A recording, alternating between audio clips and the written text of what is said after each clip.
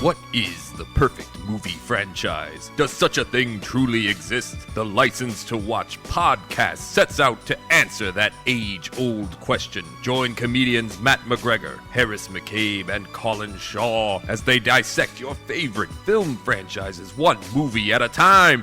Along for the ride is a different film industry guest for every episode. Listen as the boys play judge, jury, and executioner and decide which of your favorite movie franchises are worthy of a license to watch.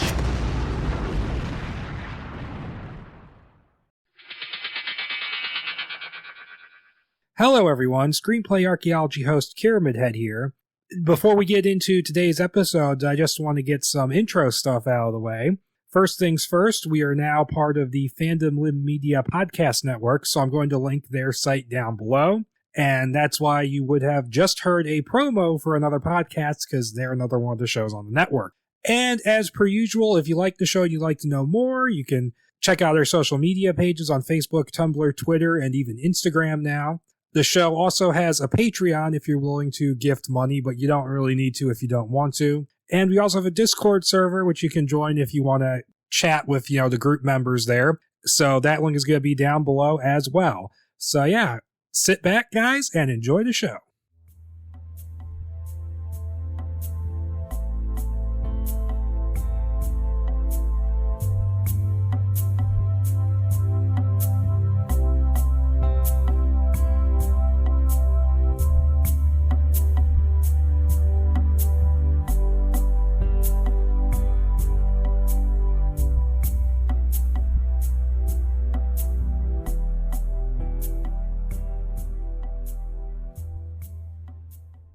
All right, everyone. Hello and welcome to a new episode of the Screenplay Archaeology podcast. I am your host, KiramidHead, or whatever you feel like calling me in the moment. I am your guest, co-host and or guest, just a guest, I don't know, Jake from Hot Quality Content, and I bring with me a gift in the form of my fresh, amazing, dashing young lad co-host, Ian Mello. How you doing? I am Ian, and I am here. I'm very excited to be here as well. I'm surprised this hasn't happened sooner. I mean, I've been guesting on Screenplay Archaeology for quite some time now, so matter of time. Yeah, here and there. Yeah. Now, if you listened all the way to the end of the Transylvania episode, which hardly anyone actually listened to going by the stats, you'll know what this fucking episode is going to be. But for the 99% of the population who didn't listen to that episode, because no one gives a shit about Van Helsing spinoffs, I guess. Fair. We're going to be talking about a Green Lantern script written in 2006, although every other source online says it's 2004, so I'm going to say they're all wrong. Mm-hmm. By Robert Smigel, or Smeagol, as third co-host says. Yeah. And it's a comedy that is written to be a Jack Black movie. And this is infamous, like it was all over the internet that this was happening way back then. Yeah, that was a big deal back then. I remember people were like freaking out about it. I see why now that I've read the scripts that people were freaking out honestly, about it. People loved Jack Black. People still love Jack Black, honestly. But like I like the guy. The early to mid 2000s, people loved Jack Black. So this is a big deal. Yes, but just because you love something doesn't mean it's the right fit. Like, I love a good ice cream, but if I'm eating chicken broccoli Alfredo, get ice cream that's far away from my dish as possible. That's completely fair. As Green Lantern fans can tell you, love can turn you into a supervillain called Star Sapphire. That's yes. Except kind of not in either of the script or the movie we got. Yeah. No, it's Not just yet. for call sign. That's for the sequel. Yep. Oh well. Oh yeah, that long beloved franchise. The 11-year wait for the sequel. Yeah, it's coming.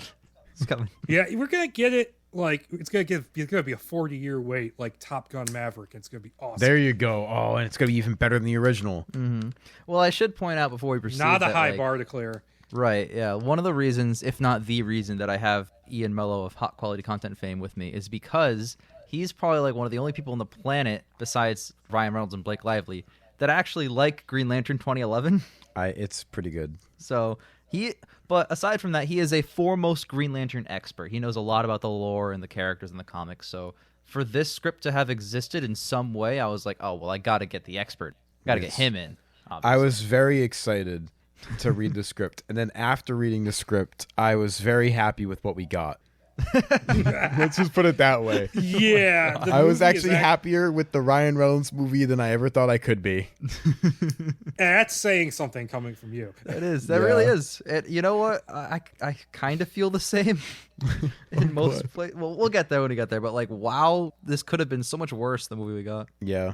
And so before we get into like background and stuff, I just want to give a brief little synopsis of this, because in my early episodes I got bitched at by people for not doing it early.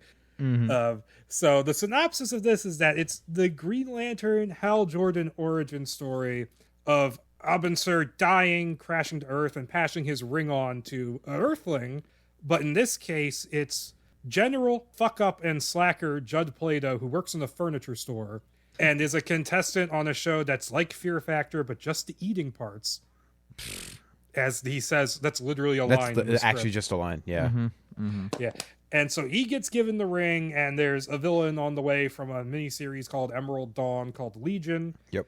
And Sinestro's here, and it's basically Green Lantern with a fuck-up slacker as the main character. Someone who is not worthy of the ring. No, and you know what? Like, I don't know why they chose like a new character, because they could have just done Hal Jordan with this. They really could. Yeah. They could have had they could have had Jack Black play Guy Gardner. That would actually make sense. Yeah. Slightly more. Or they could have not had a character like the one whom we haven't named yet in this script, because I feel that he's like really annoying in almost every scene. Let's save the name until we actually talk about the script. Good, I'm glad we agree on that. But it would be really funny if he was playing Guy Gardner and then the Army Hammer Batman from the George Miller Justice League showed up and knocked him out with one punch. Batman. Oh, that sounds okay. Canceled guy aside, that sounds really good though. Like for a casting fit. Yeah, it does. He has the chin. He has the chin. It's all about the chin. Well, I mean, now he could conceivably make a comeback because Ezra Miller is just so much worse. Bro, cast Army Hammer as Flash instead. No, but then he's gonna be like, I ate 7 people this week. He's also like, gonna be no, like- Army. I mean, going by fucking Death on the Nile, he can run about as fast as the Flash. Oh, you're right. That, and he's only like what, roughly twice the age of Barry should be. Twice the height. Twice the height. Oh yeah, too. he's jacked. Oh my lord. Wow, what a guy. He's like 6'4", I think. Yeah, he's a tall dude. But yeah, to get into Green Lantern, so it seems like Warner Brothers has been at least considering a Green Lantern movie since the late 90s. Now, they had been considering a Flash movie since the late 80s, but late 90s is the first thing I've been able to find on it.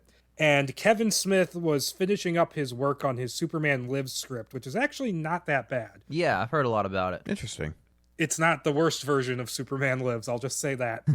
And Warner Brothers offered it to him, but then he said, no, there's probably someone more fitting for it. Okay. The next thing... Sorry to interrupt. There's some, like, more fitting to write the script than Kevin Smith? Yeah. And they picked fucking Robert Smigel? Well, they picked this like 20 years after. Well, or like Kevin Smith 10 or something. Kevin Smith turned it down, saying he felt he wasn't suited for it. Oh, okay. That makes sense. I thought the studio was like, no, we can get somebody better than Kevin Smith, and they went to this guy. That would have been amazing. No. Now, everything online says that this was written in 2004, but the script says 2006, so I'm going to move on to another bit of trivia, the last one, because there's super little information here. Is that in 2005, after the success of Batman Begins, Warner Brothers went to writer David S. Goyer and offered him either Green Lantern or Flash. And he chose Flash, and his Flash script, which I covered a while back, is really, really good. Interesting. And it would have starred Ryan Reynolds as Wally West. Wow. Oh, Wow. Well, I guess 2005 Ryan Reynolds is about that right age. Yeah, If you that's look- sick. think about that. Because Goyer's Yeah, Goyer's a good writer. Yeah, he is. Sometimes. Well, he can be. Sometimes you get that Flash script, sometimes you get Blade Trinity. Sometimes you get Terminator Dark Fate. What a film. I'll abstain from mentioning my opinions on Dark Fate. Oh, baby. Let's go. But no, so he turned that down to write The Flash, which also didn't happen because he disagreed with Warner Brothers about what the Flash movie should be, and it's never been specified what the disagreement was. I think it's pretty clear whether it's going to be like a lighthearted tone or a Nolan tone at the time, I would assume. It was somewhere in between. Okay. Makes sense. Makes sense. But no, it was really good and actually made the turtle into a viable villain for a movie. Oh, the turtle was the villain. Wow. The turtle and Zoom. Okay. Oh, that sounds fun. That does sound fun. Okay. Hunter Zolomon Zoom. Yeah. It makes sense. That sounds fun. Oh, I'm sad we didn't get that, actually. Yeah, and so that was the last thing before this happened. And so I read like a really long interview with Robert Smigel talking about this. And Warner Brothers came to him for the job and they said, we want you to write this as if write it with Jack Black in mind. And then he went to Jack Black and said, are you actually attached to this? And Jack Black said, no, I don't want to be a superhero. So Smigel he did his research into the comics and stuff, wrote the script, and then showed it to Jack Black, and Jack Black liked it and decided he wanted to do it. Oh my God. I did not expect that turn of events. I thought Jack Black would be like, what the hell are you doing? Absolutely not. But yeah, Jack Black generally makes better movies than this. Like, this is after King Kong. I know. Yeah. Wow. I know we want to save what we think about it and stuff like that, but we've all pretty let on that it's a pile of shit. Like, it is not very good, no. It's a bad comedy from the 2000s. Yep. I'm shocked that like people would, well, first of all, shocked that it got written. Second, I'm shocked that this script that got written this way interested more or less anybody to be in it, because I feel like this is like a worst picture contender at the Razzies. But oh, it definitely would be. But the thing is, comedies back then, I think if this had gotten made, people would have liked it, because stupid comedies, especially back then, were big money makers. Yeah, the early to late 2000s had all those. That's like the Adam Sandler pushing out film era. yeah. This is when you get into the downturn of Adam Sandler. Yeah, the Zohan. Yeah, because his last like actually decent movie was in 2006. Yeah, I guess so. Decent comedy, because I like Uncut Gems, but Zohan I thought was pretty funny. I think that's the last one I liked from him, the comedies of Adam Sandler. Everything else nope. I just stopped watching them for the most part, because this is a tangent. Because like every trailer for a movie that came out after Click was just completely turning me off of the Adam Sandler movie. They were all very samey. I remember the Chuck and Larry trailer is like, is that seriously the premise you're going for? I did watch Chuck and Larry. That is that is a film. Mm-hmm. I mean, the movie's not as offensive as one would think, but it is still offensive. Mm-hmm. Very much so. But yeah. Offensive to comedy, like a lot of them. Offensive to good film. If you like movies, it's probably going to be offensive to you. And the Adam Sandler, like, box office reign lasted a long fucking time, because need I remind you that Grown Ups 2 did better than Pacific Rim at the box office. Wow. Yeah, it did. I remember I remember looking at that, because Pacific Rim didn't make a lot of money. I'm really shocked they made a second one. Yeah. Maybe they were assuming that it would go up in trajectory, but like it did not. I don't think they recast the leads. I think they were relying on like China box office and John Boyega being popular. Sure, and he was, and that's true. There was China box office more so than at the time. My understanding is that John Boyega basically was in control of that movie. Ooh, felt like it. Not that he's like a bad person, but like you should have kept Del Toro on board. Agree. Oh, well, yeah, always keep Del Toro. You should have made a third Hellboy instead of the reboot. Yeah. Can we have Del Toro write a Green Lantern script so, That'd be the weirdest Green Lantern script. It'd be sick. So it won't get made like most of his movies? Yeah. Unfortunate. Aww. A Green Lantern movie where Hal Jordan fucks a fish.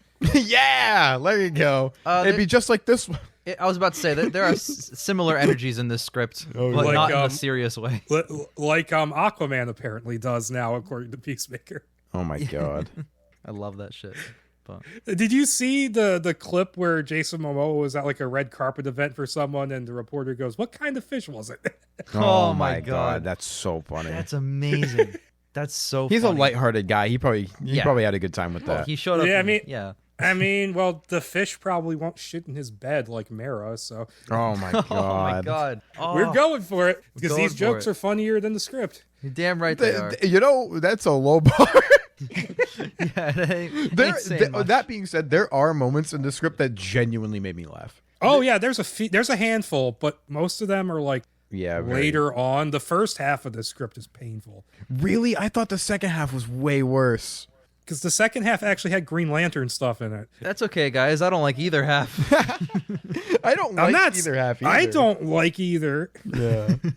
So, okay, the script is Green Lantern by Robert Smigel, inspired by Green Lantern Emerald Dawn 1 and 2. Now, I actually went out of my way to read these 2 miniseries, and way more of them are in this script than, like, I would have imagined. I'll talk about it a little bit as we go on. But, like, I mean, there are scenes that, aside from, like, the Jack Black being stupid stuff, are almost word for word the same. That's not something you'd expect. It's crazy. Like, so he actually really did do his research for this. Mm-hmm.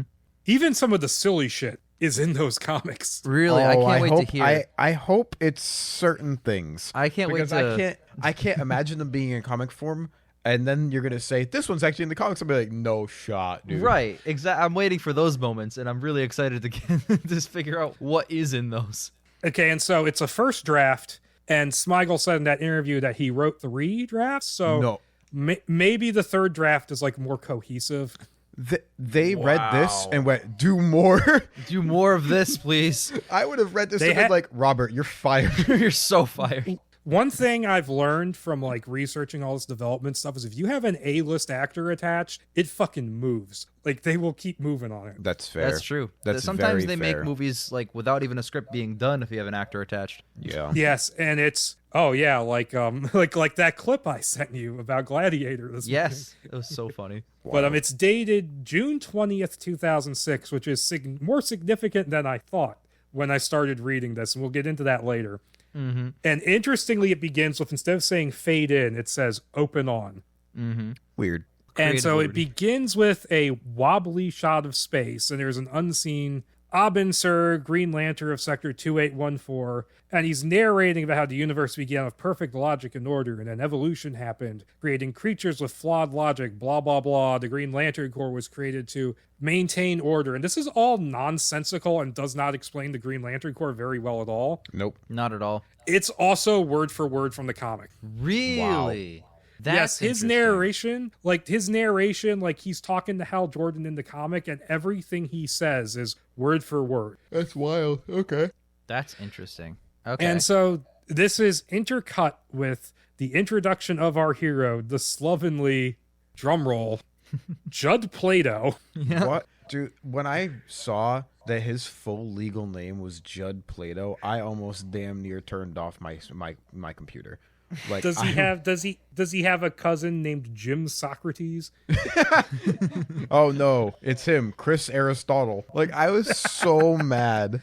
I was like, what the fuck kind of name is this, dude? It Come sounds on. like a name that somebody, when making fun of someone, would make up. You're a real fucking Judd Plato. Like, it doesn't sound like a real thing. It doesn't. It sounds so fake. Damn. It's a kooky comedy, bro. Gosh darn, this script's silly. Then again, to be fair, there are Stephen Strange, It like, at least it's almost a name. Luke Cage, Yeah. Blackagar Boltagon. Blackagar Bolt. Black Bolt for short. Ben Grimm. Oh my lord. But okay, so it's so he trips over his cat's litter box in his messy apartment in Atlanta. Yep. They specify Atlanta once and then never specify the name of the city again. That's fine. And the way this scene is described is it starts with the cat in the litter box taking a shit. And then we see the we're like, the camera is inside the litter box as it turns over. Like, what an odd choice to start this scene with this. I that was my second note. I'm really glad we started with my cat shitting in a litter box in my Green Lantern film.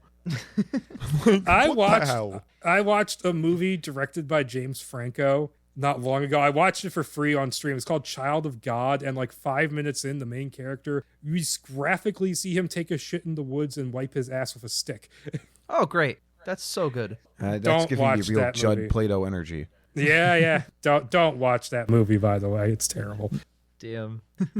Okay, and so we see him working in a furniture store, and he's pushing like a bin full of like items around, and it's like a running gag where like customers will throw shit in there, and I totally feel his pain. Oh yeah. That's fair. Because the store I work in, we have bins set up that are clearly labeled that they're supposed to be for food donations, and people will just throw their trash in it. Yeah, people suck. Easily. Dude, I imagine, like, if I walk into like a Home Depot and all those bins are there and they're all differently labeled. Like, there's no way that people would care to look at those, and they just throw their shit away. And he has his friend, his geeky friend Seth, show up and go like, oh man, you watched that show because, as we find out, Judd is on the show. And so they make him sound cool to his attractive coworker Corinne, who is just... Corinne might be one of the worst parts of this. I have one more character that I dislike more. Yeah, we'll get to it. Oh, yeah. Wow, I really hate... we'll get to it when we get to it, but like Judd and Seth, man, oh man, are they pains in my side to read. Yeah, they're terrible. Side-splittingly great. It's a kooky comedy. It's silly. It doesn't have to be good. And so we then see that space was wobbly because Abensur's ship is hurtling towards Earth and crashes into the desert. And I have an interesting trivia fact about the creation of the character of Abensur. He was specifically designed to look like an actor from a movie that's kind of like a meme among you guys. He was designed to look like Yul Brynner. Really? No way. Yes. Famous Cajun American Yul Brynner? Chris Adams. Chris Adams, real American hero. No way. That's What a sick. guy. Who was also played Egyptian Pharaoh Ramses II. He did? in Ten Commandments. That's awesome. That's hilarious. I can see that. You know what? I'm thinking about 2011 Green Lantern, and I just pulled up this picture of Yul Brynner. Yeah. Yeah, I feel it. I feel that. Tamora Morrison was actually Abensur? Yes, Tamora Morrison Yeah. is Abensur. Okay, I feel it. Same energy. If the technology existed. Early 60s Green Lantern movie. Yul Brynner is Abensur and Charlton Heston is Hal Jordan. Oh, I'd watch the shit out of that. Instant. That's an instant classic. And it's funny that Magnificent Seven comes up because you know who played the villain in the 2016 remake? Oh, I know the members, like the I know the Chris seven. Pratt's in it. Yeah, there's Vinny D'Onofrio. The villain is Peter Sarsgaard, a.k.a. Hector Hammond. Oh, we hate Hammond. I can't even say I like him. He's the worst part of the 2011 movie. Do you remember on this show when you told me Hector Hammond was the DA in the Batman, and I texted Ian that immediately? Yes. I went, no way. I thought that was fake information. No, it's I thought I was being fed lies. no, I did not lie to you. I'm just expecting even more actors from Green Lantern to show up in other DC movies now. Why not? Same. Why not? Don't They're put not Green making more Lantern Green in there. Lantern Put movies. Hector Hammond in there though. After Mark Strong was in Shazam. Shazam. Yeah. Yep. Yeah. He's great in Green Lantern. Okay, to get back on track. The crimson-skinned alien, knowing that he is dying, touches his ring to a lantern because the ring is powered by the lantern, which is powered by a really, really big lantern. Yep. That's how it's always worked. Yeah, and so just for people who don't know Green Lantern. And he says it shoots out a green light to search the entire planet for a successor, one who is brave and full of integrity. Mm-hmm. And the light passes by all these really obvious options, like this brave, kick-ass soldier in the Middle East, a dude with no legs who's climbing a mountain, Yep. like a fucking missionary who's tending the sick in Africa. And then it stops at a bar in Atlanta where footage of Judd on that reality show, which they call it the Dare Diner, where he eats a fucking dead coyote head, Which is while the host's so disgusting. weird. Mm-hmm. And the host is talking about how fearless he is. And so Judd is in the bar, and the green light, unseen by everyone, drags him out the front door, Yeah. forcing him to ignore Seth and the table of fat chicks he's picked up. Yeah. Dude, this script is just it says tubby girls multiple times. And in this scene, he goes, 2 of them are totally passable out loud in front of them. What the fuck? And I know. the weird hypocrisy of doing fat chick jokes when your lead is Jack Black. I know. And there's a common theme. It's weird to think about this, but there's a running kind of gag in Jack Black's weird, stupid comedies where he's like, bro, I love picking up chicks, and he sucks at it, and the chicks are, according to the movie's logic, not attractive and stuff. And it's this whole it doesn't seem like it would really play to anybody except people who are kind of like Jack Black's character, going ho ho, happens to me, I wish I could get chick. It's not, I don't know who the fuck this movie's for. That's It's so such a low insulting. demographic of It's definitely people. not for women of any kind, because they'd read this and be No, like, what not the at fuck? all. It's so No, insulting. the women in the script all suck except for one. Yep. I know. It's, oh man. God almighty. And there's a father who wants his autograph for his kid and calls Judd a dick in front of his kid. Yep. And so the light pushes Judd into his car. Okay, so this is similar to the scene from the 2011 movie where he gets picked up outside the bar, only Judd Plato doesn't murder a guy. Wait, he murders 3 dudes. Well, he punches 2 dudes away, and one guy gets punched through a brick wall. So That guy's dead. The beginning of this movie is shockingly similar to 2011's Green Lantern. Just speed ran a little bit. Like, Abensur crash landing, he just lands at a different place. It's the same exact thing. And then him getting dragged away is the same. It's and then his geeky friend has to show up and help him yeah, out. and then Taika Waititi shows up and goes, "Oi, mate, what are you doing?" I think he had an American accent in that one. He did. Yeah, he did. He did not. He was not a Kiwi in that one. I've actually read his comments on that where he said that, like, the casting director for Green Lantern saw one of his New Zealand movies and contacted him. Really? That's wild. That's hilarious. And at that point, he had only done 2 movies. Yeah. Yeah, I guess so. With the only 2 of his I haven't seen, actually. How dare you? You're not watching films from New Zealand more recently? I mean, I did watch Hunt for the Wilder People, which There is you go. great. I still got to see that one. And it gave us Fire Fist, so Yeah, it did. another Ryan Reynolds gag. Bonafide classic. Okay, and so it pushes him into his car, makes the car go green and drive off, while Abensur's voice spouts random, unhelpful facts about the Green Lantern Corps. And it's just, there's no cohesion to what he's saying. It's just random shit. So I guess as he's dying and bleeding out, like his mind isn't focused. Makes sense, yeah. And it does stop to pay the garage attendant with a glowing green $10 bill, which is going to disappear like 5 minutes later. Yep. Yeah, it's the logic. It changes from like inconsistent to really it can do that because in a moment it's gonna do some. Well, it's gonna do multiple things that you're just like, really? Yep. But like, I mean, paying that guy with a green $10 construct, it's like that scene in the movie where Hal Jordan gives Carol a necklace made out of the green energy. I was thinking about the exact same scene. I was like, yeah, he gives her the green necklace. She's like, oh, it's beautiful. Bruh, that's going to go away. What do you mean it's beautiful? Give it like 30 Here's your seconds. temporary necklace. Yeah. There you go, Blake. That's what their wedding ring is going to be, so that if he ever wants to divorce her, he can just be gets like, rid hey, of there's it. no ring. There's no ring. You're not married. Sorry, Chief. Yeah, the divorce papers were also a construct, or the marriage certificate rather. But no, like it's definitely that. I did not mean them in real life. Oh, yeah. Exactly. But no, yeah. So the scripts, you're definitely right about that. At several points, the Green Lantern ring creates a real thing that, like, yeah, sure, it starts green, but then becomes like a real. Like, that guy that got the $10 for the parking. What the hell's up with that? Like, is the money, like, gonna be there? Or did he create real money? You can't create real things. They're constructs. So once after that, it's definitely going to disappear. He scammed that guy, essentially. What a worthy man. Well, I mean, he didn't do that. Yeah, Abensur did that. Abensur did that, so Abensur. No, I maintained what you had said. What a worthy guy, Abensur, for scamming that guy. Yeah. No, to be fair, Abensur's dying. It don't matter if he's worthy now. Yeah, I guess he doesn't give a shit anymore. There are things the ring can do. It just has random powers. It does. Yeah, It's I looked up some of the stuff So this because is I what was I like, was- wait a minute, am I missing something? I was mentioning this, like, I don't want to talk about it yet, but, like, you're going to hit some beats in this script where it's like, wow, holy crap, this ring is, like, overpowered, like, broken to the point. It already was, but, like, I don't think that was canon at all, unless it was, like, I'm not a lore expert or anything, but, like, that sounds so out there with what this can do. Yeah, and so he tries to fight back and drown out the voice by because they're driving down the highway, turning on the radio to a Christina Aguilera song. Yup. Oh wow, topical. Even in 2006, that wasn't topical. Yeah.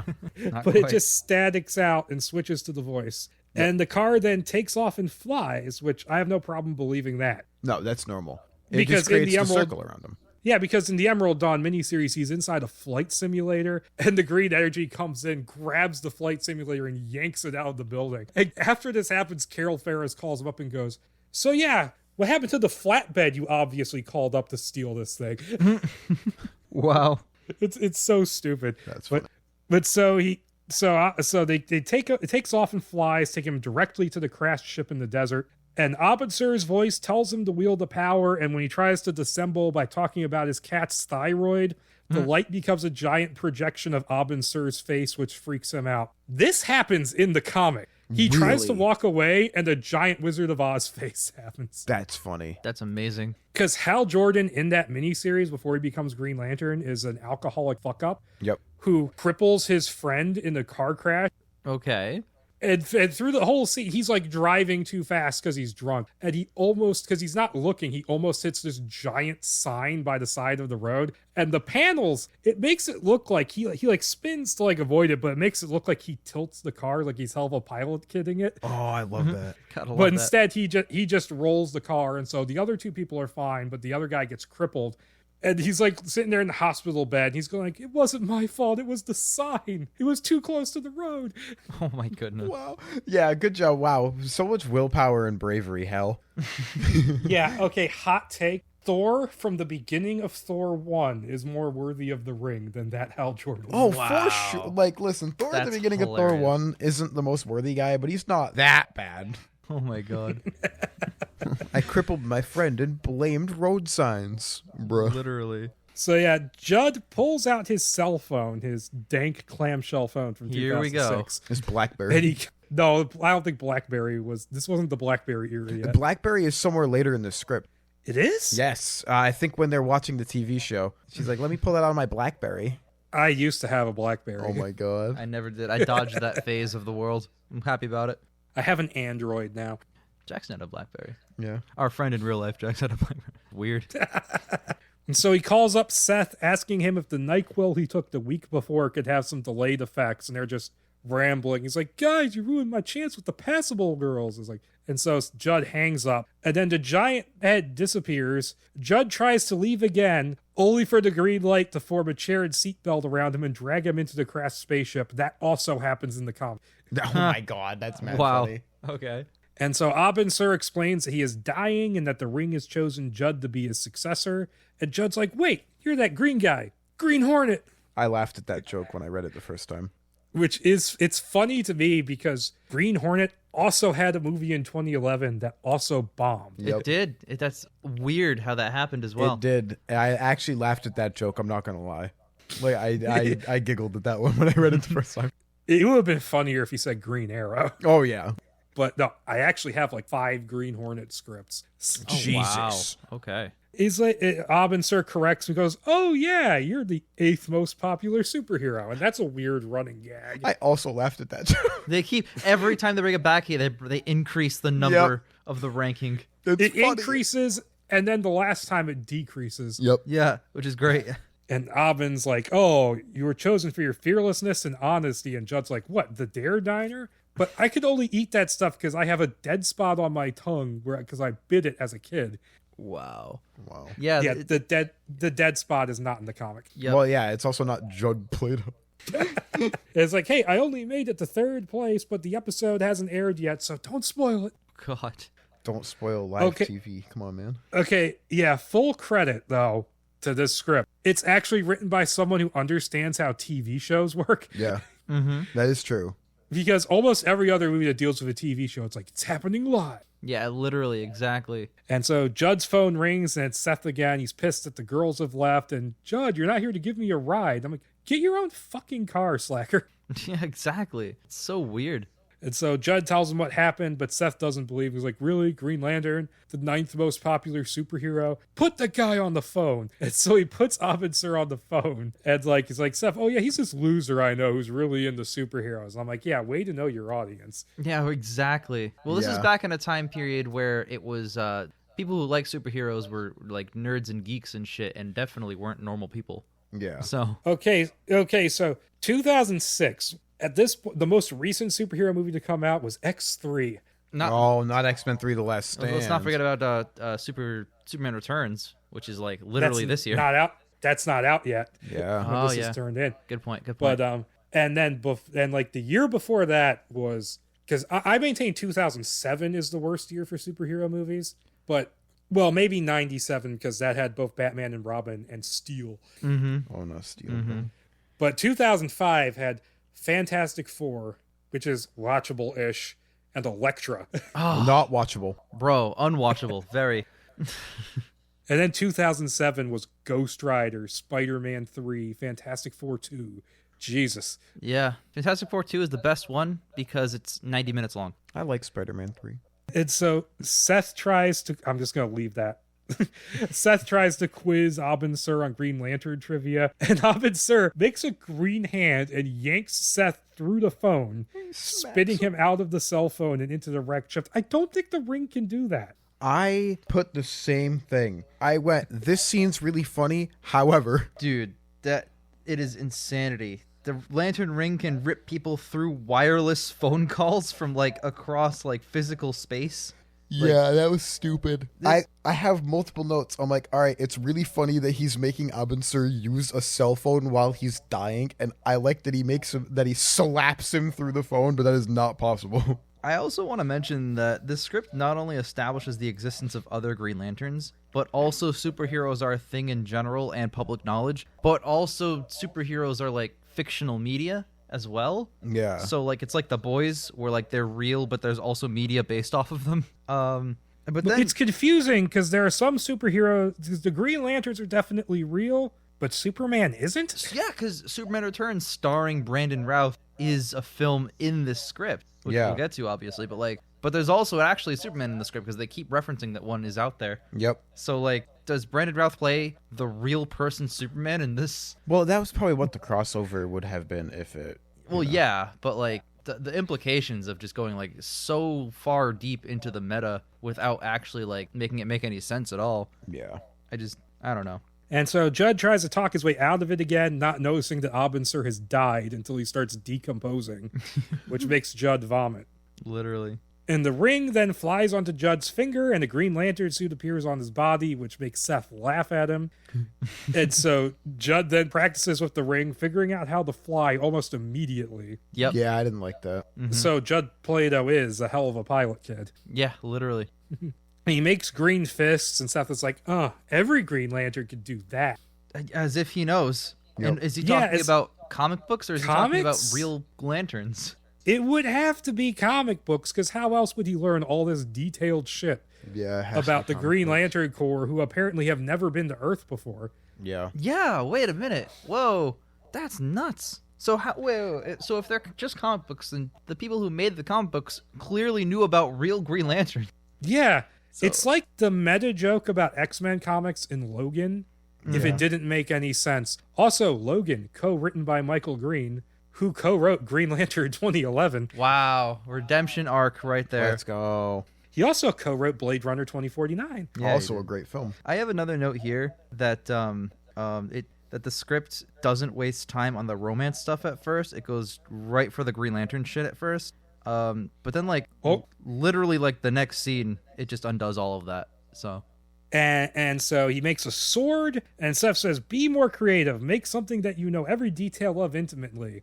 And so Judd forms a green version of Britney Spears from her first album cover, much to Seth's bewilderment. Oh. yep. That seems weird. Yep. And that will continue being weird throughout the rest of the script. That's just Was it. it? So like I'm reading the script and I read that scene. I'm like, oh, this is clearly not the only cringe scene coming. We have Yep. so Yeah. much more of this coming. Wasn't she also underage when she did her first I album? believe she was either 16 or 17, if my memory serves me correctly. I didn't know that, but I didn't need that layer of cringe in there. There's plenty already, but you just served it right up on a platter. And back then, Jack Black's most notable movie would have been being in Mars Attacks for a few minutes. Yeah, I guess so. This is before his like big comedy breaks and stuff like that. I will preface, well, Postface, I guess, 17 when she released her first album. God damn it. Oh. Wah, wah. And so we see Judd flying along, improvising a Green Lantern theme song, while dragging his car through the air in a green tow, with Seth and the lantern inside it. And Seth needs to take a piss, so Judd makes a green roadside for Seth to go take a piss on. Yep. Why not just put the car down? No. You have to make a funny scene where he pees out of the air. I'm really surprised that it wasn't like, oh my god, is it raining? For someone from the ground. Literally. Well, I mean, if he pees on a green construct, as soon as the green construct goes away, someone is getting pissed on. Oh, for sure. It just dropped. Oh my god, that's terrible.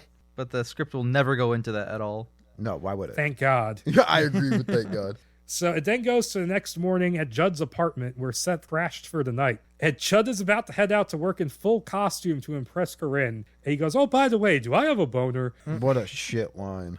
Wow. No, the Joker has all of those. Oh my god. I'll make the biggest that's an actual comic. Yeah. I like that whole sequence where he's like headed for work, Tonto, weird thing to say. And he's like, gotta show Corinne who's the boss now. Am I hard? Like that whole fucking little paragraph. I'm just like, ugh. Because he says Tonto because Seth is his sidekick. Yep, but And still. also, weird that Green Hornet got brought up earlier because in the original radio show continuity, Lone Ranger and Green Hornet were linked. Oh my god, yeah. Yeah, they were a thing. Yeah. That's funny. So I love bringing up that trivia fact. That's a And fun so fact. Seth is like, but no, cliche secret identity bullshit. She could get hurt by a bad guy. Blah, blah, blah, blah. Keep it a secret. keep it a secret. So yeah, haven't you ever read a Green Lantern book? Raw quote. Yeah, so seriously, the way he talks about it, it could only be from reading fictional media Yeah. about Green Lantern. Even though, as you specified so eloquently earlier, they have not come to Earth yet. So And Judd says, hey, there's no point in this if I can't cash in my superhero status to get, and I quote, quality poon. Yup. Which this would actually be, if this got made, this would be the second time poon was uttered in a DC movie. Yeah. what was the first? Batman Returns. Oh, Because God. when Max Schreck is trying to talk the Penguin into running for mayor, one of the things he offers is quality poontang. No, he says unlimited poontang. That's You are fully correct. so Oh my funny. god. Good God. And I missed it for so many years because he kind of like whispers it. He does. He does. Also, when you're a kid, you don't really know or care about that shit. Yeah. Yeah, I don't know what poontang even is. So, yeah. And Corinne asks him to, so he goes to work normally. And so Corinne asks him to come into her office, and he's like, oh, bow chicka wow wow. But it's just to check out the mouse turds under the radiator. Yep. And she says she can't stand to be around mice and asks him to clean up crap. And he does so, mimicking Seth's nerd gibberish, and gibberish is misspelled. Oh, yeah. Yes, I noticed that. I deliberately misspelled it in the notes so that I would remember. And it, Fneep, fneep, fneep, fneep, fnorple. fnorple, which I also wrote down. We said it in unison. We did not plan to do that. I did not write that down. You didn't write down fneep, fneep, fnorple? I was so mad that I read that out loud. If it was like a digital script where I could actually like select the text and copy it down, I probably would have done that, Oh, but for it's sure. a scan. Oh my god. And he eventually just uses his ring to clean it all up. And then he goes one step further, creates a bunch of green cats, which I misspelled as parts, to hunt down the mice, with one fat cat to sit on his lap. This is clever. I like this because it's a clever use of the ring. All right. I literally wrote down, I won't lie, I would love to watch this scene. All right. This is a scene in this film that if I got to watch it, I'd be happy watching it. Because Okay. it sounds sick. I hear you. I do. What a terrible scene. This would never play on screen. This would be like the most groan-worthy thing. And I get it in the sense that like, oh yeah, I want to see the Green Lantern ring do cool shit. Cool. Do all your cartoon nonsense. But this specifically is so dumb. I liked it. I hate it so much. Here, what I would do, right, is just to add a little bit of note of comedy to it, play the music from Fantasia when Mickey Mouse animates the brooms. Oh, there you go. No. I agree. It's funny. I don't know if they could have afforded to do this. Nor would Disney be like, yeah, I'm okay with this script. Yeah. Well, that's classical music, so they could do it. Yeah. Oh, good that's point. not Good point. copyrighted. Good point. And so once the mice are taken care of, he has the fat cat stand on its hind legs wearing a set of overalls to spackle up the holes in the walls, pointing out its ass hanging out of its overalls to the other cats as it does so. So this is, I would just point to this is So- an example of why the scene sucks. Of Yeah, the many. that sucked. That part very much sucked. That part sucks. Everything else I would watch. Yeah, and it's weird that he made it, not only made it stand up on hind legs, gave it human clothes, but also gave it a human ass. Yeah. The plumber correct. Mm-hmm. And so Corinne appears at the door. Judd gets rid of the cats and replaces the radiator, inflating his bulge with the ring as he turns around. Dude, I laughed so hard when I read that. I'm like, over enhanced crotch. I was losing my mind. I'm like, this is dumb as hell. There was a similar joke in Dodgeball just a year before. There is. Wow. Didn't even think about that. It literally just occurred to me in the moment. So and so she's mainly just happy don't have to call an exterminator, and that corporate will notice the cost cutting, so he's pissed off because she doesn't care about him, and he's got extra work to do, which always sucks. Yeah. Oh, for sure. And he then goes to pick up Seth from his job, who works like a Best Buy type place. Yep. They get stuck in a traffic jam on the highway, which it turns out was caused by a perfectly circular hole in the road, with several cars having fallen partway in. Yep. Yeah. And so Seth tells Judd this is his moment, and Judd runs off into the bushes to change into his costume, making pockets for his cell phone and his wallet. Yep. Yeah. And he first tries to stop some looters who shoot at him, and he blocks the bullets with a green shield, then sweeps them up into a giant green dustpan. I'd watch that. And then when one of them throws a knife at him and actually cuts open his Green Lantern suit. I don't know. So yeah, so much for the power of willpower. Yep. I don't know about any of that, but you know what? Green Lantern actually does somewhat Green Lantern related things with his powers. Yeah. So I'll give it to it. This is not cringe like the cat scene. No, this is what you guys are that's talking literally about. something he would do. Now, granted, he didn't make a big train to hit anybody in this movie, so I was upset. I love that. That's one of my favorite things. Is when he makes the big train and just right into somebody. Yep. But like the giant broom and dustpan, that's what I want to see. That's you know what? Power to it. That is what is appropriate for this character. So there you go. I also want to point out, I don't know if it was before this scene or right after, but there's a part where Judd forgets he's supposed to be Green Lantern when crime happens. If I had Green Lantern powers, being Green Lantern would be like always on my mind. For I would sure. like actively look for more opportunities to be Green Lantern. So I mean, I wouldn't stop crime. I'd just use it for like mundane shit in my life. That's why, like, if I could have any superpower, I'd want Mr. Fantastic, so I wouldn't have to get up to reach stuff. fair point. I go the telekinesis route, so I don't even have to do anything. I just think about it and it just shows up. Being able to teleport sounds fun. Teleport sounds cool too. Okay, but so he responds to the knife by trapping them inside a giant condom. So this is where I had to stop reading for 10 minutes because I laughed so hard. Yeah. It's so bad, but That's creative. I would watch that. I would watch this. Imagine. It's why I Oh, sorry. It's why I like Kyle Rayner, because he's the most creative Green Lantern. Imagine being one of the executives who's like, hey, Robert Smigel, go write the script. And he turns this hunk of shit in, and there's like condoms and shit. And they're like, bro, I paid you to do this job. Like, are you shitting me right now? This is what you gave me. If I paid someone to make a Green Lantern script, and he's like, so I trapped Sinestro with a condom, I'd give him a raise. That's funny as fuck. Give him a raise to the fucking curb. Raise them out of my fucking studio. Of course they would give him a raise. This is what they asked him to write. I guess so. They're like, Jack Black in mind. Yeah. And then Seth calls him up on the cell phone. He's like, what the fuck? And make it into a jail cell. Which is what he should have done at first. He should not have made a condom. No, absolutely. Well, Judd Plato would make a condom first. Oh, 100%. I am not ever. Hal Jordan would make a condom first. Like, I am not going to fault that. That being said, that's just so dumb. I loved it. I had to stop reading for like quite a bit of time because I was too busy laughing. Mm-hmm.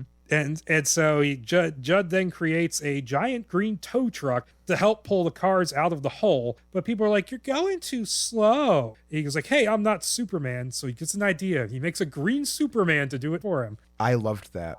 Mm-hmm. I loved that. That is actually really cool. I'm a big fan of that one. Yep. That was great. That also happens in Miller's Justice League because Superman gets mind controlled and starts attacking everybody, and Jon Stewart makes a green Superman to fight him. Bro, what a great idea. That's smart. I want to read the script more now. Yeah.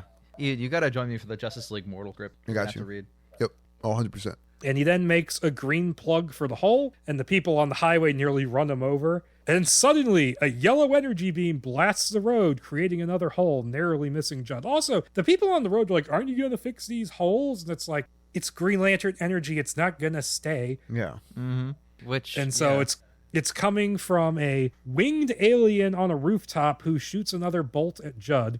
He tries to block it with a green shield, but it breaks through anyways. His green bolts are deflected by yellow. Yep.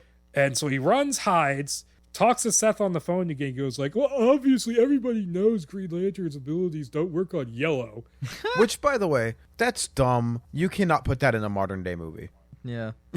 They put it in the movie. They put it in this because it's a comedy that, like, basically attacks, like, every stupid trope of Green Lantern, but Yeah. also adds new, worse tropes. Because, like, having it be attached to fear is smart because, you know. Mm-hmm. But, like, a number 2 pencil, ooh, yellow, like, that's how they're playing it here. It just doesn't work. Yeah. My favorite, because it's so stupid, version of the Yellow Weakness is in the horrendous Frank Miller comic All-Star Batman and Robin, where Green Lantern is coming, Hal Jordan. And so Batman and Robin, they paint the entire room and themselves yellow. Oh my god. And Hal Jordan's in there. He's really angry, and Batman offers him a glass of lemonade. That's so funny. That's hilarious. And he goes, "Damn you and your lemonade." That sounds terrible. I love it. It's a terrible comic because it's just Frank Miller finally went around the fucking Crazy Train bend. I love that. That's so good. Oh my god. Although it's funny that they tied everything to emotion, and I'm like, wait a minute, guys. Willpower is not an emotion. No, not really. No, it's more like a state of mind. Yeah. Yeah. It's and so he starts to explain the comic book backstory before Judd interrupts him. And Seth then suggests he turns himself invisible with the ring, and he has to lose the phone because that doesn't turn invisible. And I'm like, wait a minute, can the ring actually do that? Yes, it can reflect light. That is a thing the ring can actually do. I did not know Yes. that. I read that and I was like, no way. I thought that was bullshit. No, the Smeagol ring really- has light refraction things. I actually had to look that one up because I also wasn't sure, and I remembered that is a real thing that it can do. Well, that kills the joke I was gonna make that Smeagol fucking had a ring turn you invisible. Nah, it's Oh great. my god. That's so I didn't even piece that together. That's like so good. Yeah, but the no, it has light refraction thing. You can actually do that, which is super neat. So he uses the invisibility to sneak up behind the alligator, to just murder it with a blast. Yep. And then he sends out a beam with a green frog on the end to retrieve his phone. And Seth's like, bruh, don't do that. You're supposed to be a good example. You can't kill people. Yeah, and then they have this He's- whole like back and forth, but like Judd is very clearly not a good selection of the ring. at No, all. no, he is not. However, he does make a frog to get his phone. Awesome. Yeah, but it's like, he's like, yeah, well, fuck you. That guy was a dick. And I'm like, I'm pretty sure the Green Lanterns have killed people in the comics. Oh, for sure. I mean, Hal Jordan killed the entire fucking Green Lantern Corps and the Guardians. Yeah. Like, the Green Lanterns definitely aren't prone to not murdering people. Like, it's obviously not advised, but, like... It's because they're space cops. Yeah. Oh, Got dark him. joke. Got him. Oh, That is obliterated. funny. He's like, yeah, but that guy was a dick. And then Judd's like, oh shit, I was supposed to be having dinner at my parents' house tonight. So we get to see so it's like, I'll wait for you, just as an onlooker tells him he has to fix the holes. And so the dinner with the entire Plato family Yep. is incredibly awkward. And his mother, I'm going to say it, bitch. Worst character in the film. I hate the whole Plato crew. It reminds me, you know those Eddie Murphy movies where he plays like everybody around the dinner table Oh, and they're all like Nutty Professor? Yeah, Yup. but like he's all of like, and half of them are like in fat suits and stuff, and this is what that scene is. It feels So it's insane. it's the Jack Black fake trailer from Tropic Thunder. Yes, Yeah. it is Yup. 100%. What is it? The Cranks or whatever the hell? Fatties. The Fatties. It's those. It's that exact. In that, yeah. it's the Fatties. The family in Nutty Professor is the Clumps. the Clumps. Yeah, good literally. And the sequel is called The Clumps because they have a bigger role. It's literally that. She's awful. She's like, oh, you're on a show. You don't have a real job. And I'm like, He probably makes retail money. is a job? Yeah, he does have a real job, and he makes money. He has 2 jobs, and his mom's like, "You're a failure." The whole film, and she's not doing it in like a remotely anything way. She's just like, "Fuck you, son. You're not as good as Dan. Dan played football in high school where he peaked." Like, You see, I actually, like, of the family, I actually like Dan because Dan's like the one decent person there. Yeah, Whereas he's the like his least dad, his dad, George, just doesn't give a shit. yep. And it's like, wow, Judd, you were stuck in traffic near the 12th most popular superhero.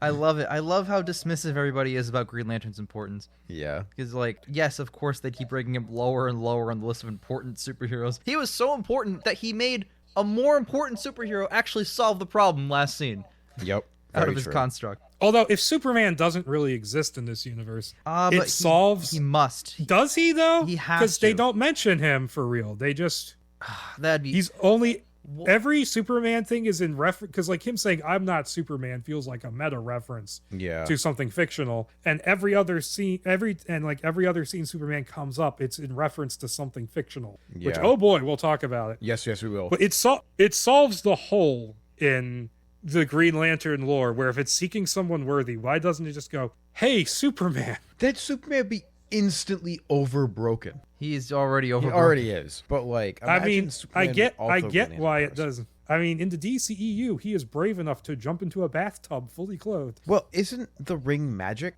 Is it? I thought it was science. No, the ring of the lanterns is super magic. Yeah, that sounds like magic, and Superman's weak to magic. So it Really, might- I assumed the ring was like science fiction so advanced it just it looks could like be magic. both, but it could be what you're talking about as well. But like, I mean, in this script, it's super magic. it Mega feels magic. way more like magic than like any science fiction-y kind of thing. Yeah, Always. at least in this. Yeah.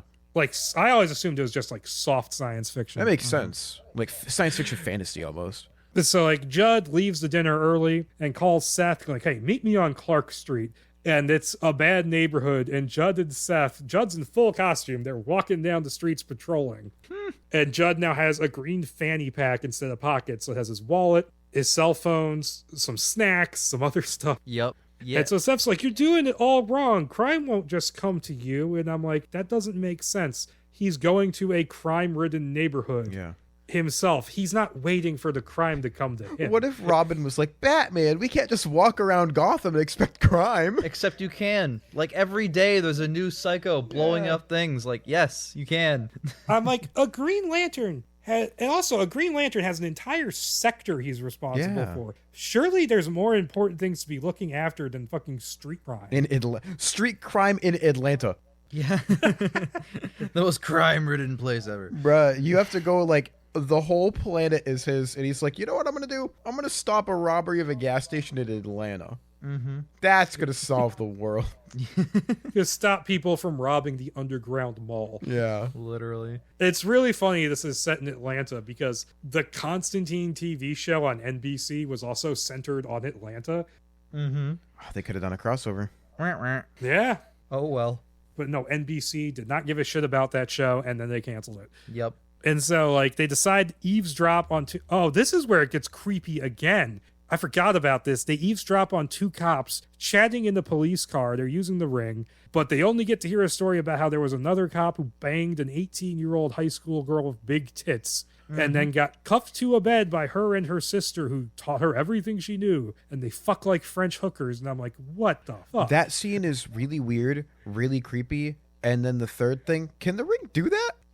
No. That was like, Bro. I was like, can the ring, like, I understand if you made like a microphone and like an audio device and threw it, like, I guess it would simulate like one. But I don't Okay. think that's how it was phrased in the script. I think he like just like put the thing there. So I was really concerned. I'm just like, what the fuck is going on? Bro, the lantern like, ring this seems weird. Even if you want to get like be like, okay, yeah, it has turned invisible in the comics sometimes. Like, even if that's a thing, it does some stuff literally in this scene it's about to do that, like, no, absolutely not. The ring cannot do that. All right, we'll talk about that in like 2 pages. Yes, we will. I think the idea of the eavesdropping is that because Green Lanterns can communicate with each other via the ring. Yeah.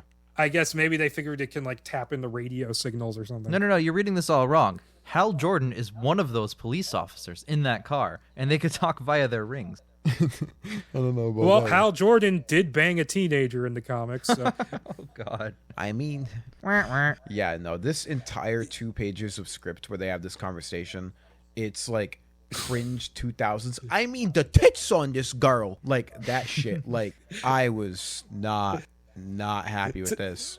I mean, to clarify for people listening to this, Arizia was another Green Lantern who was a teenager who magically aged herself up to be a grown-up because she wanted to fuck Hal Jordan. And then later on, decades later, Jeff Johns is like, well, we can't just ignore that shit. We have to address it. So she's only 13 on her planet's years. In Earth years, she'd be like 240. Oh, my God. That doesn't make it okay. If anything, it's a little bit weirder, but whatever. Or she's 240 and she's 13 in Earth years. Something stupid like that. Oh, jeez. Well, okay. No matter how you slice it, it just does not work out. Yeah. And so that's when Judd and Seth see a screaming woman run out of a Circle K. So things are afoot at the Circle K, which is boy, being are they. robbed by armed men. Yep. As per usual. Gotta love my random Bill and Ted reference. And so Judd transmogrifies their bullets into kettle corn, which he eats. Yep. Green Lantern's ring cannot transform matter, to my knowledge. I said the same thing. I'm like, bro, this is like a reality stone thing. This Yeah. isn't- This Literally. is not Literally. normal. He should have just done the Neo thing. He could have done the Neo thing and held up his ring and blocked it all, or Yep. I don't know, anything. But like, if the ring can transform that on that level and it's like perfect and flawless, why does he have any conflict with anybody? Yeah. Or That's what why I'm is there saying. any problem in the script at all? Also, the ring makes constructs. Would they turn back into bullets in his stomach, or is he just shitting bullets later? I didn't think about that. He's probably gonna shit bullets. Yeah, he turns their he turns their guns into designer shoes. Ladies' traps shoes, them, which is an important Yeah. thing for some reason. traps them because that's gay, bro. That there is a line like that later There is. on. Oh, yeah. You're fully correct. If not a line, it's subtext. And then it traps them on green treadmills when they try to run for it, which is a good use of the lantern. That's funny. I would watch that part of this scene, nothing else. And so the two cops arrive, and Judd turns the robbers over before flying off with Seth, whom he gives curly blonde hair and a mustache to disguise his identity. Funny. And as they're flying away, the ring starts running out of power while they're in the air, though, because Judd wasn't listening when Abensur told him about the ring needing to be charged once every 24 hours, which I don't think he actually said that in the scene. I also don't think he said that. He said something similar, like, how long can a ring go without? And then Abensur's like, 1 Earth rotation. He's like, 24 hours. Everybody knows that. Yeah. So, Okay. yeah, okay, that's not a problem. But that doesn't mean he wasn't paying attention. That just means he actively didn't care. Yeah, literally. Yeah. Well, I mean, nothing Abensur said in that scene was, like, cohesive or made sense anyways. True. Because he was just jumping the random shit. Mm-hmm. And so, because Judd Plato is an idiot, they start falling out of the air. But there's just enough power left in the ring to conjure up a comfy race car bed to cushion their fall, which for some reason stays there after the power is fully lost. Yep. Yeah, it's So more of that. this is another kind of connection to the 2011 movie where he stops someone from falling by making a race car related item. Yeah. Did not make that connection at all. This one's not as fun, though. It's equally as bad. No. And so back at Judd's apartment, he's charging his ring with the lantern, while Seth tries to explain the Green Lantern oath to him and about how the job comes with responsibility. But Judd blows him off, saying, "Nah, man, that's just Spider-Man." Yeah, okay, so he name drops Spider-Man. So Marvel Comics exist as comics, and so do DC Comics, but DC heroes actually exist? What? The Green Lanterns do, at any rate. Specifically, just the Lanterns are real, but all of DC Comics are fictional. It's really funny that you went, no, that's gay, bro. In Brightest Day and Blackest Night, no evil shall escape my sight. I wish with all my might to be as gay as Seth tonight. Literally 2 pages after. That wasn't the one I was thinking of. Like, but it's 2 pages after they do the same. I think he calls Sinestro gay. later on. Someone else, when he's explaining to his parents that he's the Green Lantern, he goes, well, who's he? A slightly gay, like, busboy or something? Like, something like that as well. You were That's right. actually funny. That's actually funny. Yeah. Good God. And so he conjures up a green babe who feeds him green pistachios? How are you eating? You're eating, does it taste like construct. pistachio? Or you're just eating Okay. energy? Follow-up question, do you need to buy groceries ever again? Could you not just construct some It would real disappear groceries? in your stomach. But this wouldn't. He's The race car. nutrients would not be real. You just die. Okay, I just thought this just reminded me of something. You asking if it tastes like a pistachio. I'm thinking of Mouse in the Matrix saying, how did they know what chicken tastes like? Yeah. How does he? Well, he would know what pistachios taste like, I assume, because he's eaten them, presumably, at least once. It's like Yes. when they talk about the cereal, Tasty Wheat. Tastes just like Tasty Wheat. But, how do they know what Tasty Wheat tastes like? But okay, if you can eat Green Lantern energy, you know what the ring has? Everything the body needs. Oh, there you go. Now we're talking. Me making green dozers. How does it feel? Okay, you finally got to Dozer Ian. Good God. I am making better jokes than this script. Yes, you That's are. Didn't we say this was a low bar earlier? Yeah, we did. Yes, it is. And it's just high quality content memes that aren't memes because it's just 4 or 5 people. Literally. That's all that matters, though. And all the angry Speed Racer fans in the comments. Yeah. Always. 70,000 views later. I have 2 Speed Racer scripts. Oh my God. If I get the crew on, you know what? Mud would love that. Our redemption arc, Mud would love that. I would probably rip it to shreds. And you know who wrote one of them? Who? J.J. Abrams. No shot. Man. That sounds awful. Man, oh man. Oh, I don't trust J.J. Abrams with most things. I don't know. I trust him with most things. I can win you over. Both drafts have the monkey. Oh, Okay. yeah, that's important. That's important. We're in. Never mind. I rescind all criticism. And so Seth is like going real hard about like there are consequences to your actions, dude. And it hard cuts to Oa, Yep. which for those of you who don't know, it's like the home planet of the Green Lantern Corps. Yep. And the Guardians of the Universe, who are like these weird Smurf guys who run everything. And every comic I've read, they completely suck at their jobs. Oh, yeah, they do. Yeah. We'll get into it. I'll let you talk about the scene first, but I want to talk about this. And like none of them are like specifically named Guardians. Like there's no Ganthet, there's no, if I can pronounce the name right, Appa Ali Apsa. It sounds like the lyrics of Gangnam Style that you just said. Almost. Oh, close. Yes, I give the one voice actor in the First Flight movie credit for not fucking up that name when he says it. Yeah. Well. Okay, so they're watching him and they're like, he like throws his cat across the room. Which, asshole. Very strange. And they don't seem to have much confidence in Judd, wondering whether they should add more than just fearlessness to the job requirements. Okay. That's funny. I want to talk about this because there's a scene where they talk. This is that scene where they talk about like the ring needing a bigger list of criteria, where it background checks people for immediately choosing some random fucking dude. I mean, I love thinking about this scene in relation to 2011's Green Lantern, where he clearly was not worthy. But then also, one of the Guardians is like, the criteria of fearlessness has served us well for eons. You know who was fearless? Every serial killer ever. Hitler was pretty fearless. Stalin, Genghis Khan was mega fearless. Where's his lantern ring? Like, that should not be the only criteria. Hot take, DC Universe. You know who else is fearless? The fucking Scarecrow. You're damn right. Yep. He's, if anything, if the only criteria is fearlessness, Scarecrow wins. Well, the Scarecrow gets a yellow lantern at some point. Yeah, I was about to say he does do that. Yeah. That makes the most sense, actually. It's sick. That makes most sense because he's going to induce fear, which gives him more power. Mm-hmm. So there you go. But the ring's requirements being one, fearlessness, that should not be enough. Also, for nothing, but like I'm going to say it, Judd is full of fear. Yeah, Every Judd time sucks. he has to be Green Lantern, he's incompetent and terrified. If he were actually fearless, which is like the one requirement, he'd have no problem at all being Green Lantern. So I don't understand the script at all. In all fairness, they do explain why that happened, but Yes, we'll get to that later. We will, and I don't think it's enough. But also imagine sequel to 2011's Green Lantern and Cillian Murphy as Scarecrow. It becomes a Yellow Lantern. Bro, That'd be sick. He's alive at the end of Dark Knight Rises. Just do it. Why not? Yeah, just do it. Sinestro He's survived. Sinestro and Scarecrow. He's like one of the only non like central characters who survives the whole trilogy. Literally. And is in all three movies. Why not? Just do it, man. Just That'd be make so it happen. cool. Oh man. Fucking Bane, by the logic of fearlessness, fucking Bane from Dark Knight Rises would be a logical choice for a Green Lantern. Yeah. Yeah. He's literally the master of it, which is like, I mean, fucking any of the Nolan villains, the whole point of the trilogy is like conquering fear. Yeah. So like any of them would wield the fuck out of these rings. Hell, even General Zod from Man of Steel. I will find him! He just yells into the ring, I will find him! And then he does.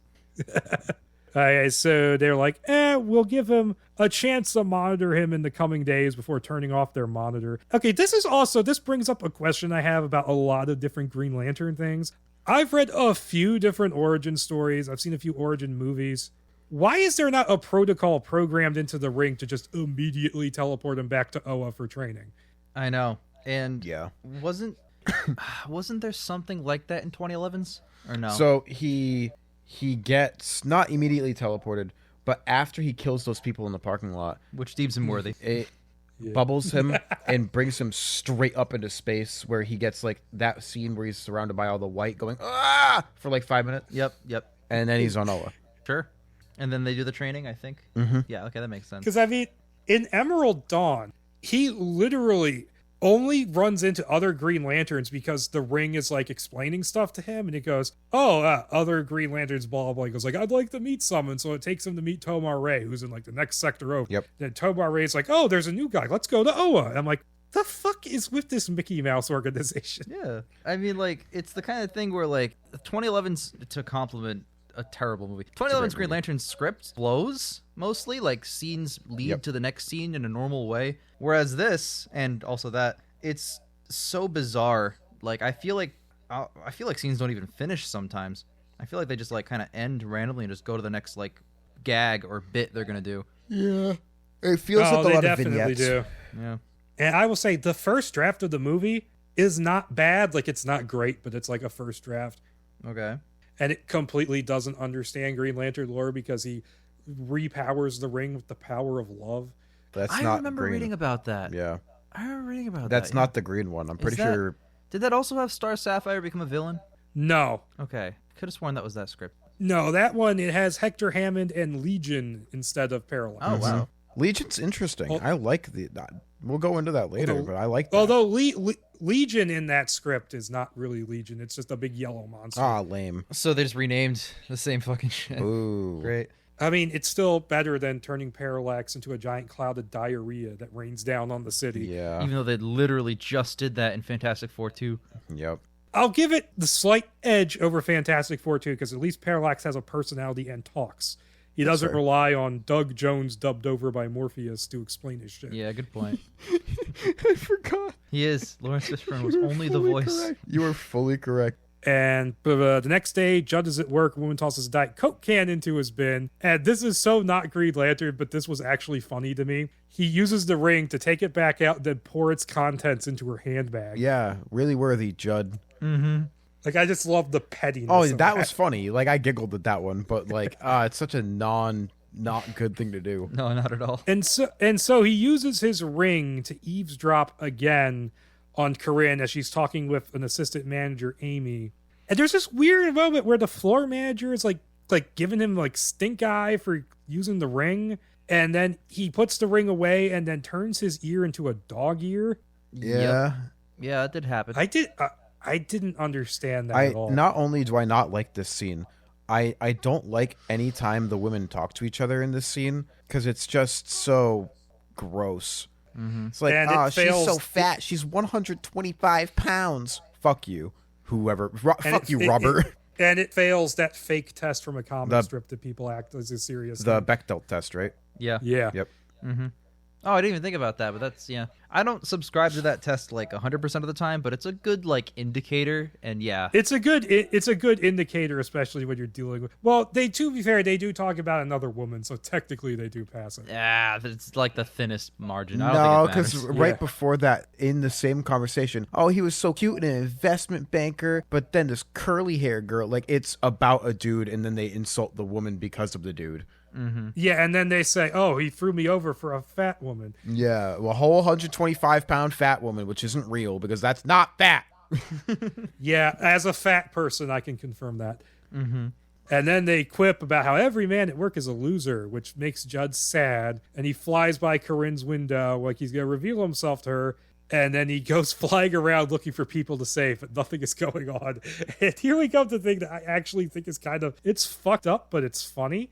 He comes across a window washer on the scaffold, gets an idea, calls Seth to talk about it, hangs up, does it anyway. He turns invisible, knocks the window washer off the scaffold, and then turns visible again and catches him. Dude. Yeah. He's like, "I'll fly you to the hospital, sir." Yeah, in order to try to maybe get laid, Judd almost flat out murders somebody by sending them careening off of that scaffolding. I was like, dude, he puts this person directly in deathly danger. That's super fucked up. The script even says he almost doesn't catch them, which means that he could have, Yeah. he was close to letting him fucking murder. Like, come on, man. All for pussy. Just All to for get some laid. quality poon. Imagine being that guy who's like living his life. All for quality poon from this awful woman. Oh, yeah. Exactly. Corinne's just fucking terrible. If anything, I give this script credit for them not getting together. I agree. Spoilers. Yeah. Well, yeah. And so he says, "I'll fly you to the hospital," even though the guy says he's fine. And then he deliberately flies him to the furniture store to ask Corinne for directions, and then takes her along to point the way. And then we get kind of a racist joke where he drops off the window washer at the hospital and then leaves. Yep. And then the people there ask him like about his insurance or proof of residence, and he bolts. Yeah. That's fucked up. Yeah. Yeah. Especially since when he picks him up, he goes, "Adios mio." You know what they're what they're doing. Easy. He does that a couple times with the Hispanic thing. Yeah, there's a Mexican maid later on in the script he makes. Yes. Oh, yeah. Yeah, it's a whole thing. Yep. And so Judd, still in costume, takes Corinne, and how she doesn't recognize him, I have no idea, to a romantic restaurant and takes her for a walk. Yeah, dude. Rescuing a cat from a tree as he goes. I don't understand that at all. He's like, not even, okay, mask thing aside. I know the mask thing is already talked about. Green Lantern lampshaded it in 2011. But like, he's literally the same size, shape, tone of voice, mannerism. He's like identical. He's just wearing a different change of clothes. Fancy. I would understand if he was a man like James Marsden, who's literally not recognizable, but he's Jack Black. He's Jack fucking. He's so distinct. Like literally right now, if you had like a card, like a silhouette of Jack Black, and I didn't know who it was, I could be like, looks like a Jack Black type. That's probably Jack Black. It's probably Jack Black. Yeah, or somebody like him.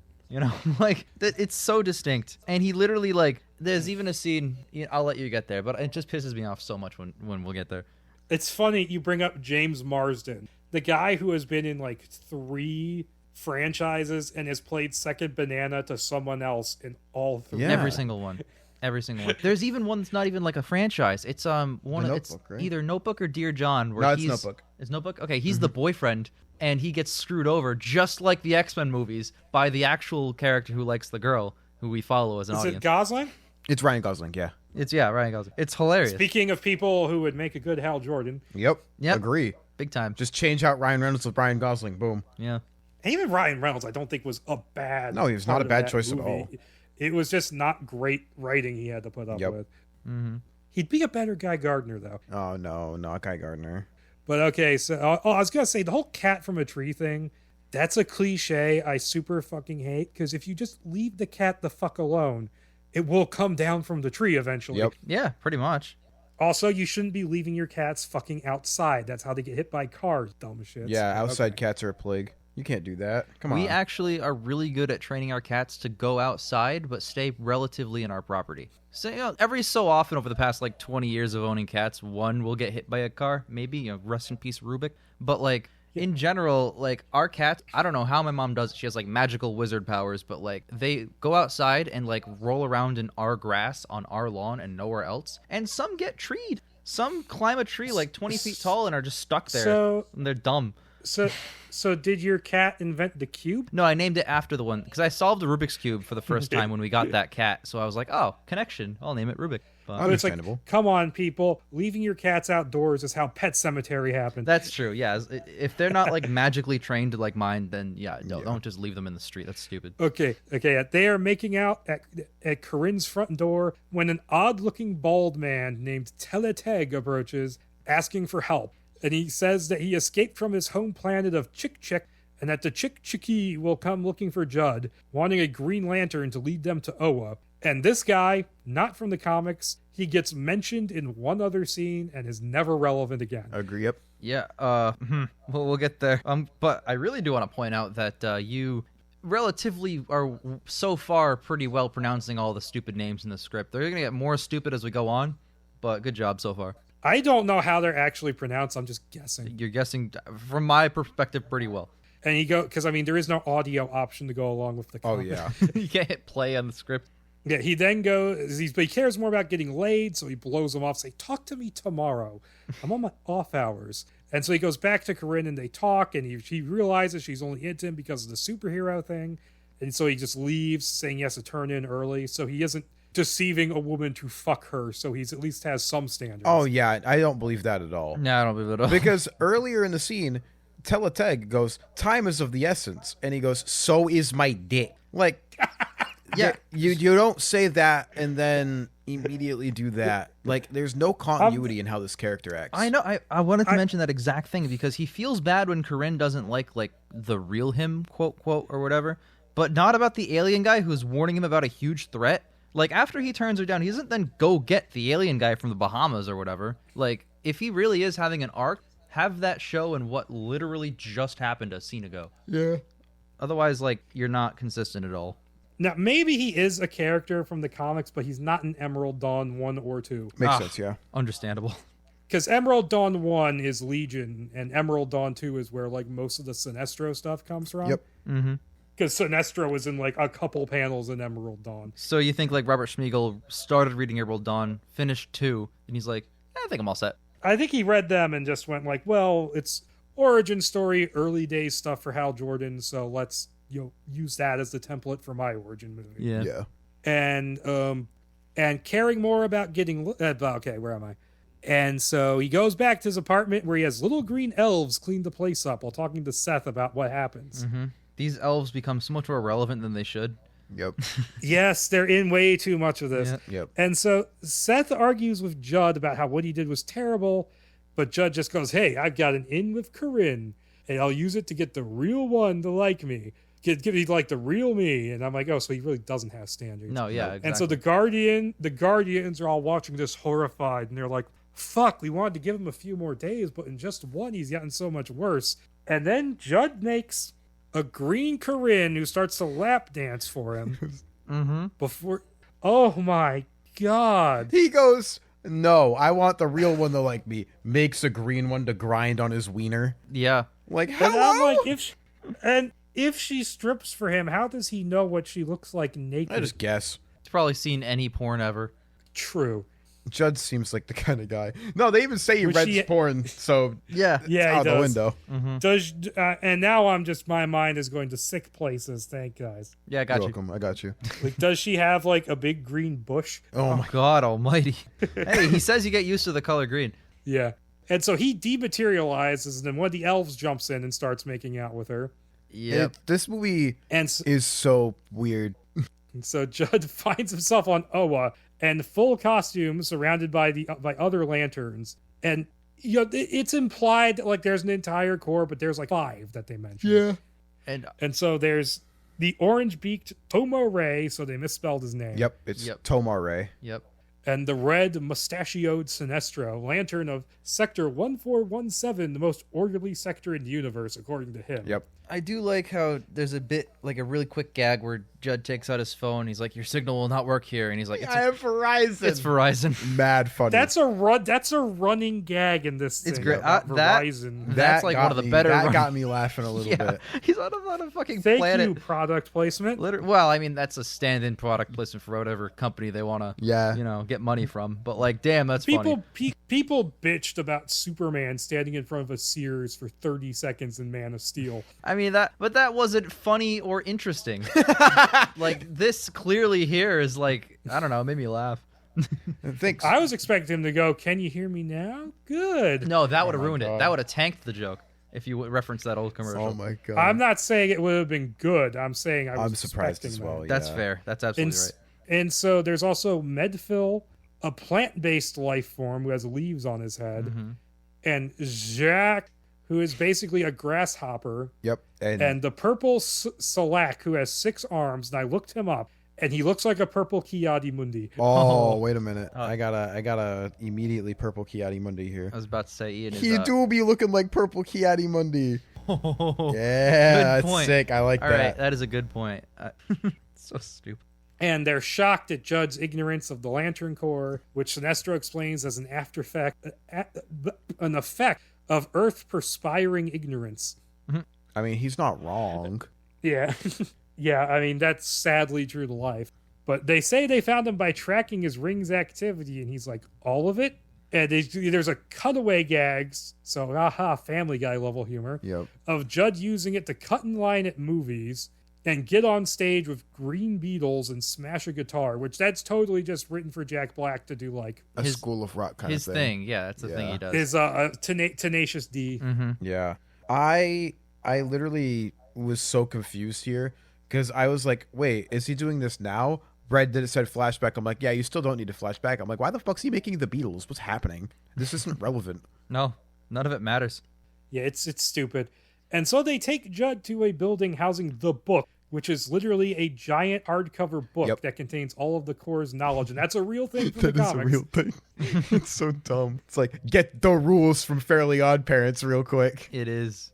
And so the voice of a guardian begins reading out the origins of the Chick-Chicky, but Judd begins to doze off, and they change it to a musical puppet show to keep his attention. Now, the actual, dialogue they're reading off before they change it is literally from the comic. Yep. That's really funny. So, Robert Schmigel read the comic and was like, this is boring as fuck. I'm going to make it a Muppet show in the movie. I'm not gonna lie. They use Muppets like he's a dumb 5-year-old. This might be my favorite scene in the movie. It's so and so- goddamn funny. And so the backstory, which is the Chik-Chiki, were an insect-like species that conquered their entire planet and began to spread out into the galaxy. And then the Green Lantern Corps defeated them, but because the Guardians forbid genocide, they were instead sealed inside their planet Chik with an energy cloud. Yep. And Judd goes like, well, those ant things don't look like the thing I fought on Earth, because that was a Chik. Mm-hmm. Yeah, and he's like, they go like, well, the Guardians only tell us what they need to tell us. Now that's actually, that exchange is from the comic, because Hal Jordan fights Legion on Earth before he goes into space. Yep. And he goes, wait a minute, that's not what I thought. And it's like, it's actually like a point that like the Guardians are hiding shit from the Green Lantern Corps. Yep. And it's like, here it's just a dumb joke. Yep. As it would. And so Judd, who makes a joke about Zax eating Medphil's leaves, asks what the, okay, so he asks, what it has to do with him. He says, oh, the Chik-Chiki are now on a rampage for power, and they're looking for lanterns to lead them to Oa, which never pays off in this thing, which it does in the comic. Oh, yeah? Is that why that's there? Yeah, because Legion wants to get to Oa for revenge for what the Guardians did. Yep. Huh. That makes more sense. Yep. No wonder. Okay. And the alien Judd killed was one of them, even if it looked... Yeah, okay.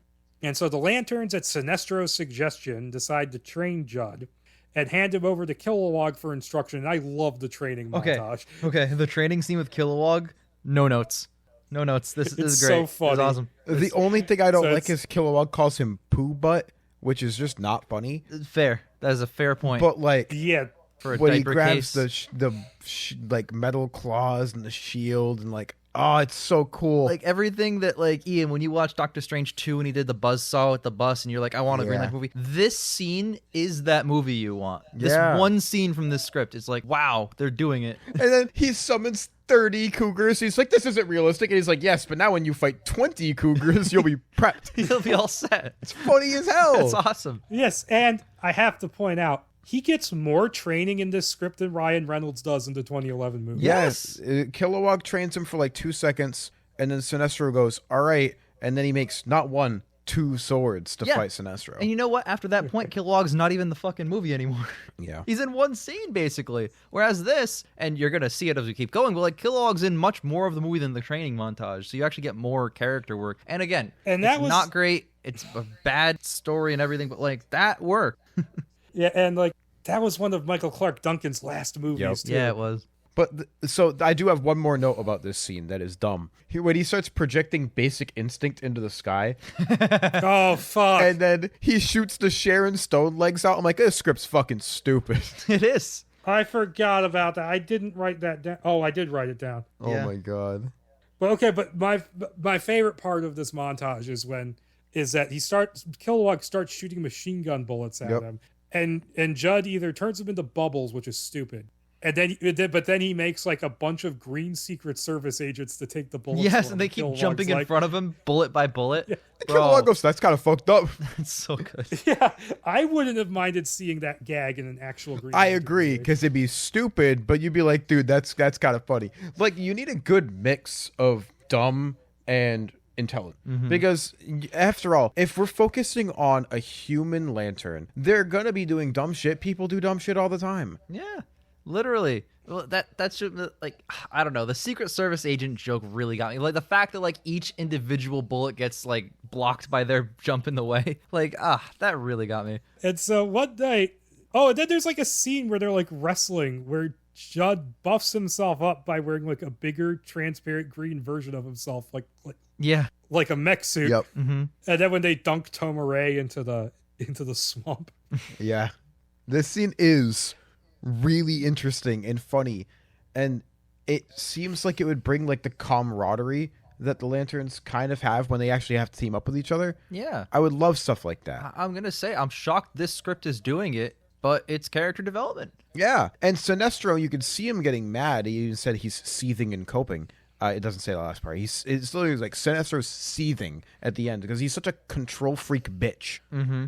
Yeah, exactly. I really like, again, 2 Green Lantern movies in a row. The one we actually got in this one. I like Sinestro in this movie a lot. I am really mixed on Sinestro.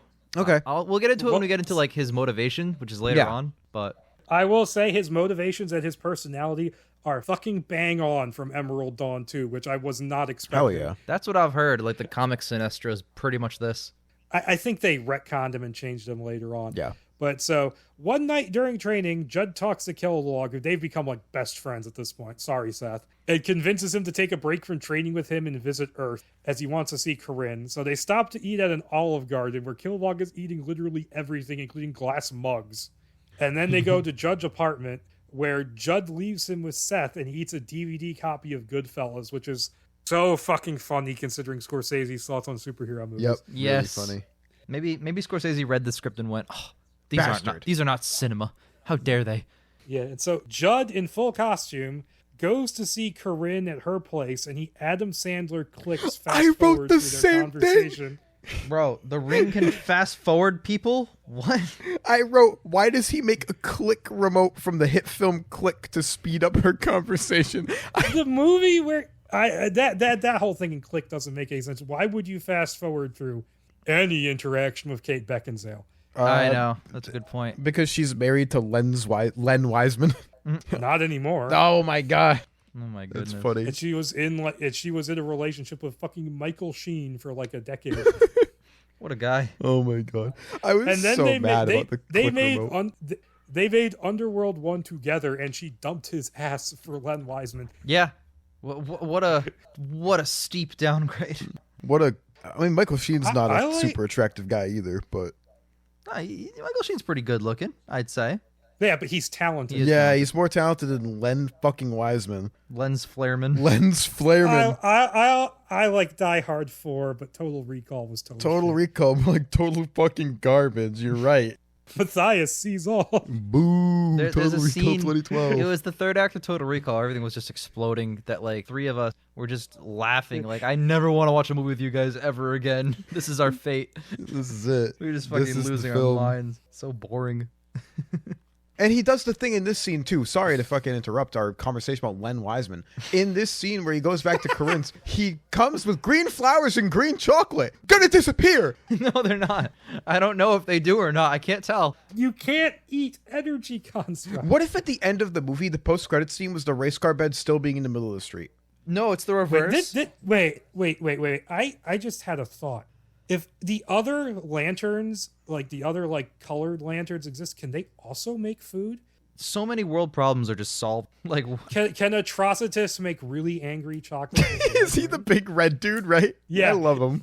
oh my god. Is there fear chocolate in the Sinestro Corps? Hold on. Does the chocolate, if Judd made it, would it taste like willpower? What does willpower taste like? I don't know. Probably broccoli. Me. It's also green. Damn. In fair, I actually like broccoli. I love so- broccoli, yeah. Oh, it's Blaze. And so he fast forwards through them talking to the part where they make out. And he then turns the Dare Diner on TV in his attempt to make her like Judd. But she's just disgusted by the whole thing. And I think the worst line in the script is right here. She goes, "Oh, he's such a Federline." Oh. It's so cringe. It What a- really is cringe. What does that I hate mean? I hate the fact that I'm old enough to remember who Kevin Federline is. Oh, listen, I'm old enough to know who Kevin Federline is too, despite only I remember that like kind of thing going on, but like it's so dated. Like you don't want to do stuff like that because it will date it immediately. Like 2 years after that. It's like making Russell Brand. It's like making a Russell Brand joke in a film. Russell Brand died off so fast. So did Kevin Federline. It was like a year or two and he was irrelevant. Yeah, pretty much. Yeah, Ryan Reynolds almost slipped into irrelevancy after Green Lantern. Pretty much. No. Oh, and now we get to the part of the script where they literally watch Superman They Returns. do watch Superman Returns. The film. Yes, okay, so there's a cutaway to Judge's apartment where Seth and Kilowog are watching Superman Returns on DVD, which Kilowog finds hilarious, and he eats part of the sofa. Okay, rewind back to the beginning where I said the date of the script is way more important than I thought it would be. This was turned in the day before the premiere of Superman Returns. god. That's funny. This is DC doing its own product placement. That's incredible. And can I ask a question real quick? So, why is God censored but not anything else? Yeah, I didn't notice It that. is? Yeah, it's oh my G/D. That was censored in the actual script Yeah. dialogue? In every time the word I'm- God is in there, it's censored. I don't get it. It's like on TV where they censor the God but not the damn. Yeah. Yeah. Exactly. Even though you damn God. That's I what was the word just means. I didn't know if you knew the answer to that question or not. But it was I something don't that I know. had. I was like, wait, they say fuck like 8 times in the script. No, why this is God censored? This is a PG-13, R-rated, PG, G-rated script. You could say God in a G-rated Yeah. movie. But okay, but I didn't even notice that. I was probably still fucking post-traumatic stress from the fucking Federline joke. And trying to figure out how Superman is a movie in this universe where the Green Lanterns are real. Yeah, exactly. Why would just the Green Lanterns be real if all of DC Comics are actually comics? Like what? Wait a minute. And so Brandon Routh is Superman Returns. Uh-huh. And he came back to play Superman in the CW verse, where stock footage from the Green Lantern movie was used as part of the multiverse. Which means that the Green Lantern movie came out as a movie in this universe, in this script. Let's go. At least it's still there. So, well, oh, wow. What? the thing that should not be. It transcends reality. No matter what reality you're in, it has 2011's Green Lantern in it. I will say though. And so, Sorry, go ahead. oh no, I was about to continue with the script. I was gonna say. I will say, Kilowog eating a piece of the couch really made me laugh. Kilowog is by far and away the best. He part is of this definitely script. my favorite Everything with part. him is funny. He's Yeah. great. Everything with him in this is super funny. He's so good, and I love Michael Clark Duncan. I think he's one of the highlights of that bad movie. But this is a better version of Kilowog because you got more It is time with because he him. has more screen time. screen time. I think they cut a lot of the Kilowog stuff from 2011. They must have. I haven't seen the extended version, so. Well, it's not in the you did see the extended We version. did. That's the version you Oh, watched. really? Yes, we've seen the extended version twice because we were just watching the extended version the last time we watched it too. Yeah, you're right about that. No. The thing that they cut and will never be put back in because there's no way Warner Brothers is paying for the CGI. Boo. Is Sinestro, Tomar-Ray, and Kilowog were supposed to show up on Earth at the end and help Hal Jordan fight Parallax. Yep. Huh. Interesting. Jeff Johns was probably like, executive veto, Hal Jordan has to be the best at everything. It's weird that, like, let's say that it was CGI was the reason. Imagine, like, look at what they did spend the CGI budget on, and you're like, you can't put like 3 people on green screen in there. No pun intended. Green screen. Well, 2 of those characters are entirely CG characters. Yeah, Tomar-Ray and Kilowog were Yeah, both made. but like, given the amount of screen time that is donated to CG, which is half of it. Well, it's more the fact that they cut it before the effects were done. Oh, okay. And there is no fucking way post-release in the movie bombed. Release the Kilowog cut. Oh my god, that's funny. Release the Martin Campbell. No, the way it has it in the movie now is that Hal Jordan literally stops Parallax and is like gonna fall into the sun, and they just show up like, oh, good, he solved the problem on his own. Let's go get him out of there. Yeah. He beats Parallax by doing a fucking Roadrunner left turn and tricking him into the sun. Literally, He punches him real hard though. he does punch him so hard. Oh, none of it makes any fucking Yeah, sense. the fucking Parallax, who is voiced by Clancy Brown, the voice of Mr. Krabs. Yeah. Mm-hmm. Yeah. Okay, but to get back to the script. So we go back to Corinne's place where she has changed the channel to an OC style show. And this gag goes on for like 2.5 pages. It does. It's awful. He nails like the nature of those kind of shows, but it's too good because it's making me just want to stop reading. I know. Yeah. Oh my god, I can't stand this stupid like thing. Also, like, Judd is really, really intolerant. Like, he's such a jackass. Like, he can't spend 10 seconds watching a show Corinne likes without like fucking changing their channel or Yeah. lashing out or some way. And you haven't mentioned what's gonna happen yet, but he does that. Yeah, he tries to change the channel back, it doesn't work, and he eventually gets so annoyed he smashes the TV with a green fist. Yep. He can't And then sit he down for like 10 seconds and watch her show without destroying the entire television like a child. Like, are Yep. you kidding me? He sucks. Judd sucks. He's terrible. Also, this would be the second DC movie where a character destroys a TV with a big fist. Yeah. But Tim Burton's Batman. Yeah, Yep. forgot about that. towards the bottom of page 75 was the BlackBerry line that I was talking to you about. The hot girl says literally what her name is in the script. I'm not making it up. She's like, I can put it in my BlackBerry. Oh, it was on the TV Yep, show. it was on the TV show. Mm-hmm. But yeah, so he makes a Hispanic maid to clean up the mess and then makes Corinne a green TV. She's like, can't you fix the color? Dude, I was so mad. I was like, oh, great, making a Spanish housekeeper. Fuck you, movie script. And then he made the green TV, and I'm like, this is the same problem that I had with the necklace and the flowers and the chocolate and the road hole. Every single problem I have is just coming up over and over again. I want to bring this up too, because KiramidHead, you said that like, oh, he nailed the style of these bad shows so well that you wanted to stop reading. I was invested in Hot Guy, Hot Girl. Oh yeah, you watch Riverdale sometimes, all right? With my girlfriend, because it's really funny to make fun of. He basically wrote a CW show. Oh my god. Riverdale is like, and I know I'll never convince you guys to do it. You being Ian and Mud, but like Riverdale is so prime for a commentary. Like it writes itself, the jokes. Good God. But we'll never do it because you're. It's just funny that he basically wrote the CW show in this because the guys behind all the CW verse shows, they wrote the Green Lantern movie. Yeah, they did. Yeah, they did. Yeah, they did. And from what you tell me, the Flash script they wrote is they just repurposed into the season 1 of the Flash. Oh, they did, and it's way better as a season. Makes sense. Yeah. I love that first season of Flash. The first because 2 or 3 seasons are really good. Yeah. Because like the reverse Flash stuff is good, but it's not as good as it is in the TV show. But like half the script is like a plot about like Captain Cold, but they turn him into like a Heath Ledger Joker serial killer knockoff. Oh, interesting. Except kind of not really. And there's even a scene where he gets arrested and you're like, he has no prints and no ID. It's almost exactly that scene from Dark Knight. That's wild. Funny. Jesus. But what's super fucking funny about it is that he doesn't have fingerprints because he fucking freezes his finger. That's so funny. Yeah, that makes sense. I guess. And that's the script that it's dated like February 2011.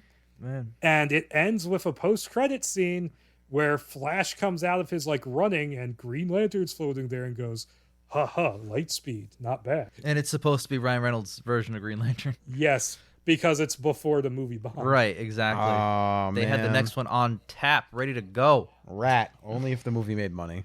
Damn. Oh well. But no, it's not the best Flash script, but it would not have been a bad movie. Mm-hmm. It's good to know. But yeah, he gets pulled back to Oa again, and Ki-Adi-Mundi has called him back. Yes, he has.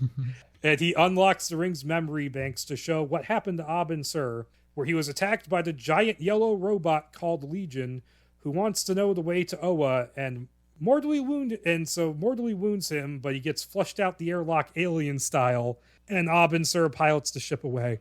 Yeah, I was really excited when I read that. I'm like, ooh, Legion.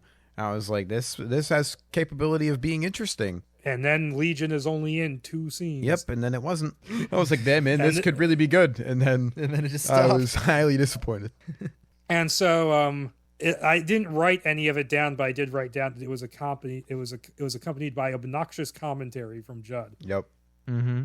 And so they meet with the other Lanterns, and they explain that Legion is the Chick-Chicky amassed as one, and that the alien who attacked Judd was a single member of the species in humanoid form. And okay, so that's not how Legion works at all in the comics. Yeah. The reason Legion wants to fucking kill the Guardians is because centuries upon centuries after the planet was sealed off, they basically started running out of resources and started going extinct. So in their attempt to avoid genocide, they instead caused another genocide. Yep, okay, I guess that makes sense. And so the remaining bug people, they amassed their hive mind into what's called a soul jar, and they created the robot around that. So there is no sending out individual chickies to do anything. So I guess that's why they mentioned like, oh, Green Lanterns don't do genocide at first. And it's like, because I was reading the script and I was like, that's a weird thing to clarify. It sounds defensive. Was anybody accusing you of genocide prior? Because it's a line directly taken from Emerald Dawn. Oh, sure, because that would have made sense in the story you're describing, where that's like a plot element, but whatever. And so Legion's actually kind of, even though Legion is like fucking hilarious and over the top, like he actually is kind of an interesting character. Yep. And so Sinestro's like, oh yeah, they target every Lantern by their perceived threat level, which means that they didn't consider Judd to be much of a threat. Makes sense. Judd's not a threat. Nope, not at all. And Toberet is like, oh, don't feel too bad. It's just speculation. Yeah, okay. Oh my god. And then so they're like, oh yeah, that Teleteg guy, he's an escaped prisoner. But yeah, if the Guardians hadn't retrieved Judd from Earth, then the bad aliens would have traced him there and sent bigger versions of themselves to destroy everything. And they show him projections of this happening, those Judd cares about, as well as a projection of And then they show him a projection of Kilowog as a drunken imbecile, just naked, making fucking like constructs and scaring homeless people. And they're like, oh, this is real. This is happening right now. Which, by the way, really funny. Once again, Kilowog, best part of the He's like, shit, I left Kilowog there. And I love how Kilowog is on Earth for a day, and he's already fucked up. Yeah, as he should be. That's great. And so this renews Judd's commitment, but his desire to kill Legion shows he's still too impulsive. Yep. So the Lanterns send a model of order and self-control back to Earth with him, Sinestro. Yep. Mm-hmm.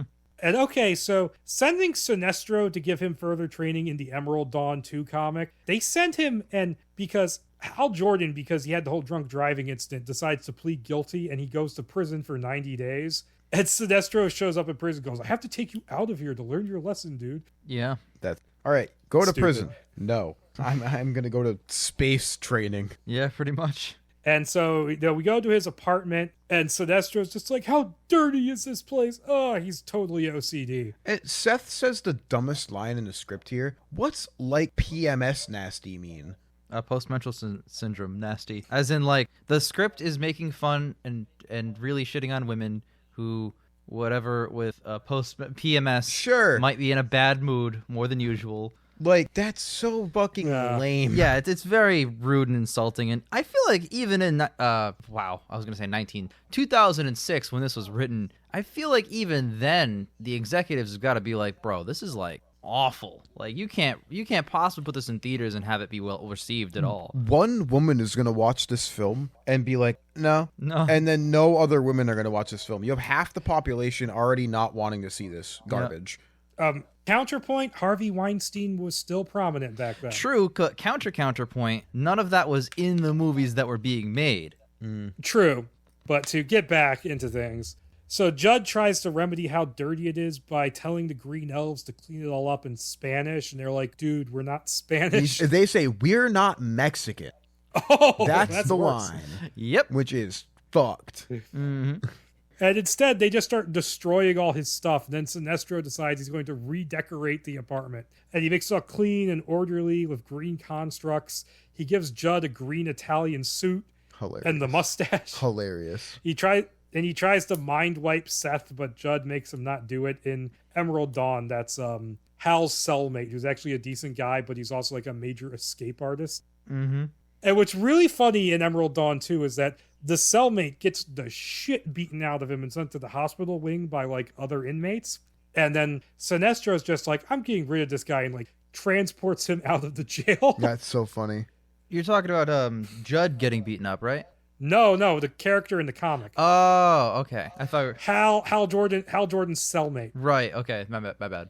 I've followed along the wrong path. So like this whole OCD characterization is almost exactly from Emerald Dawn 2.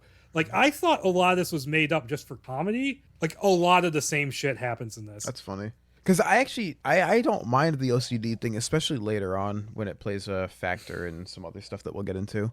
Yeah. And so he gives Seth his own haircut and a mustache, which he also gives to the cat, and it stays on him. Yeah, it's very weird with the continuity there. And determined to show Judd the importance of order, he turns him back into Green Lantern and yanks him off into space, heading for his home planet of Korugar. And once there, Sinestro traps Judd inside his ring and shows him the planet. And we have the clearly nervous and afraid people of Korugar. They're like, oh shit, he's coming! And they gather in a coliseum to greet their Green Lantern, playing music for him and giving him flowers and stuff. Like, there's one specific woman whose name is Katma Tui, who's part of like the Junior Green Lantern League, Yep. Mm-hmm. who brings him flowers, and she's an actual character. She ends up marrying Jon Stewart. Yep, I did know that. Did not know that. I had to look that up. But so Judd gets a call from Seth, who is hiding from one of the Chick-Chick-Key in Judd's apartment. And meanwhile, Sinestro is about to leave Korugar when he steps on a piece of glass and like freaks out. But before he can do anything about it, though, Judd, through sheer force of will, emerges from the ring and starts to drag Sinestro back to Earth. Yep. Mm-hmm. And so that whole sequence of him on Korugar in the Coliseum is how he's introduced in Emerald Dawn 2. Only there's no other Green Lantern inside his ring, and when he gets yanked out of there, it's the Guardians making him leave to go train Hal Jordan. Yep. Okay. And through the entire comic, Sinestro was like, I'm not there. It's going to be so fucked up and chaotic without me. Oh, like he's so worried about it. Yeah. And then when he gets back, there's like a full-scale revolution in place. Literally. And he explains about Seth being kidnapped, but he mistakenly calls the aliens Chi-Chis, which Sinestro can't figure out for some reason. Even though it's like the only thing that vaguely sounds like that at all. Yep. And so he has to recall the puppet song to remember it. And they soon arrive back at Judd's apartment, finding Seth gone and the place wrecked in one of those perfectly circular holes in the wall. And Sinestro, who's more distraught about his redecorating having been undone, which would have been anyways. Yep. I hate to keep harping on that, but it keeps coming up. I don't even blame you, because it's just so annoying. Because you know they're not permanent constructs. It's just not how it works. I was going to comment on the fact that like they fly between planets in like less than a page of script, even though it didn't cut. It's like continuous. But like with what the rings can do that the rings definitely cannot do, whatever. Maybe they can teleport at this point. No, it literally says it does say they fly. Except for Abensur, who needs a spaceship. Yes. Yeah, which is great. Well, maybe he just likes the flare, you know? Yeah, well, that's what Judd said. It's all about the flare with a Secret Service. Bada bing, bada boom. Yeah. It's all about the flares. You can trade it. You can cash it in for Quality poon. Quality poon. Hey, some of those women that you get poon from might be passable. 2 of them are totally passable. 2 are totally passable. New channel name, Hot Quality Poon. Oh, Hey, Now we're talking. HQP. the tagline: "We're passable." Goddamn. Your Brendan Fraser slander in the Mummy videos is passable. Yeah, exactly. We Finally. love Brendan Fraser. The movies are just bad. Yep, Brendan Fraser is not the problem with those movies. And so they sue, and so he tries to take out the phone to call Seth because, like, no, the ring will take you to danger, dumbass. And so they soon arrive at the furniture store where the winged alien is interrogating Seth about finding Judd.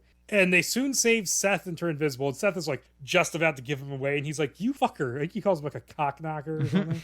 But like honestly, Seth, like he's got a good point where he's like, "No, I held out this whole time except for just then. I swear." He calls him a pussy and then calls him a whisker bot. The fuck? I swear I just caved like 2 seconds ago. I was holding out. And so they turn invisible, and Judd's like, "Oh, we gotta staple its balls to its leg. It doesn't even have balls." But Sinestro was like, "No, order and harmony are the way. We have to negotiate." And this is where Judd is like, "Oh, gay." That is so gay. That is so gay. You are fully correct. It's like that late 90s, well, early to late 90s of like, like you see it a lot in Friends where like the homophobia is played for laughs all the time. Yep. And so Sinestro, it's not working, and Sinestro is like criticizing it on its grammar, which is actually from the comic, but he's talking to a human in that scene. That's funny. And it tries to zap Sinestro, and then he's saved by drunk Kilowog, who throws a giant IKEA sign at it. Yeah. And between them, Kilowog and Judd subdue the alien, with Judd making a sassy black woman with his ring to insult. Dude, Mm-hmm. I Is it the most racist one yet? I don't know. All I know is I laughed the page before because they were talking and he just stamped virgin on something. I thought that's something I would do to Jake if I was a green thread. I'd just be like, virgin. It's a big Yeah, neon sign with like arrows. Yeah, it was funny as fuck. Yeah, he calls him a virgin for liking superheroes when Judd himself is a superhero. He puts a fucking, and Sinestro puts a dunce cap on his head. That shit made me laugh. And then the scene, the page directly after, it's like sassy black woman. I'm like, boo! Why? So Makes you feel bad for laughing at the funny parts. Yup. So after Judd summons Leslie Jones, You said it, not me. That's funny. I'm not even making an insult towards her. I'm just comparing. her No, to she the tropes always she plays. had self-identifies as playing those characters. That's her thing. I mean, it could be worse. He could have made Melissa McCarthy. True. Not as a. I was about to sassy say, black are you bitch. shitting me? That would be worse. That would be way That worse. would be worse. Oh my god. One of the worst parts of Thor: Love and Thunder is her cameo. Hey, you know what? At least it's like 20 seconds long. But okay, so blah, blah, blah, blah, blah. The alien says they will be heard, refers to Sinestro by name, which is foreshadowing that doesn't go anywhere, before Kilowog envelops it in a green tube and throws it into space, so it's dead. Yeah. He did the cage space thing. He did. He put him in cage, threw him in space, which is you should do every single time if you're a Green Lantern. It works every single time. And one of my favorite parts about that scene is when he makes the really big sandwich. Yeah. Yeah. And so Sinestro, who's really pissed off about this, he confiscates Judd's ring and takes over the sector himself. Can you do that with a Green Lantern the ring? Guardians even say, hey, you can't do that. And like, no, I mean, literally, would it even be I was just about to say, do you remember that works? scene where Batman takes the ring from Green Lantern and then Green Lantern goes whoop and takes it back and goes, yeah, but I can just do that? Yeah. Yep, that was from What is that from? the animated Justice League War? I believe it's Justice League War. Where they all met for the first time. Yep. Yeah, so Yeah, I've seen that. I don't remember Yeah, it super there's a well. Batman scene- like pickpockets him. He's like, you have to be more vigilant, and he just takes it back and goes, do I? yeah, because like Well, there's I was just about to explain. It's the scene is more like Hal Jordan is like you're just a dude in a bat costume. You don't have any fucking powers. Or he didn't swear, whatever. But then Batman's like, "What's this do?" And he holds up the ring, and Hal Jordan's like, "What?" And his suit just He disintegrates. goes, give me that back, and he just like pops it back on his finger Yeah, from him. but the point is, you're Yeah. right, Ian. You could just reach forward as a Green Lantern with your ring and just get it back. Yeah. Immediately. So like, yes, And he can also- take it away from him, but like he can just get it right back, which he does later. And also, it's like in the 2011 movie where he literally gives Hector Hammond his ring and it doesn't work for him. Yes, and then he Exactly. takes it right back. Yeah, all of that is with the lore. He actually uses the ring to blast him without actually wearing Yes, it. which is super cool and a thing that they can actually do. So yeah, this doesn't really. Well, I mean, maybe there's kind of an explanation for it. Maybe he was so upset and defeated that Sinestro called him a Yeah. poopy head and made him leave, that he didn't think about getting the ring back. He didn't have enough willpower to get it back. Yeah, he ran out in that moment. He's got to think about willpower again. And I'm really glad the Dark Knight of the Soul is him losing his ring, but he deserves to lose his ring because he sucks. And then the third act climax is him getting it back and being a hero, even though he's a big piece of shit. Yep. Yes. And so Judd is like, so Kilowog wants to go on like a World's End level bar crawl, but Judd's like, no, you got to get out of this place, man. It's not good for you. So he shows some character. It's yeah. He does. It would be character development in a better script where it's more consistent. But True. in this, it just seems out of character. So I don't know about all that. And so he goes back to his regular life of all the disappointment that entails, like Jupiter ascending. Yeah, exactly. Why wouldn't you? And Sinestro meets with the Guardians, who are not in favor of his taking over Judd's sector, but they don't feel compelled to do a single fucking thing about it. Yep. Nope. Yeah, they just sit there and talk. In spite of his record of keeping order on Korugar. Also, this script makes it sound like there's one planet in every sector. Yeah, there's not. More or less, yeah. Which is weird because I was about to say, like, Abensur, let's say there's only Earth in our sector, which there isn't. Then Abensur's never been to fucking Earth. You shouldn't be. Because if you look at the Milky Way sector, every planet in our sector is part of it. It's just most of them aren't really inhabited. Mm-hmm. More or less.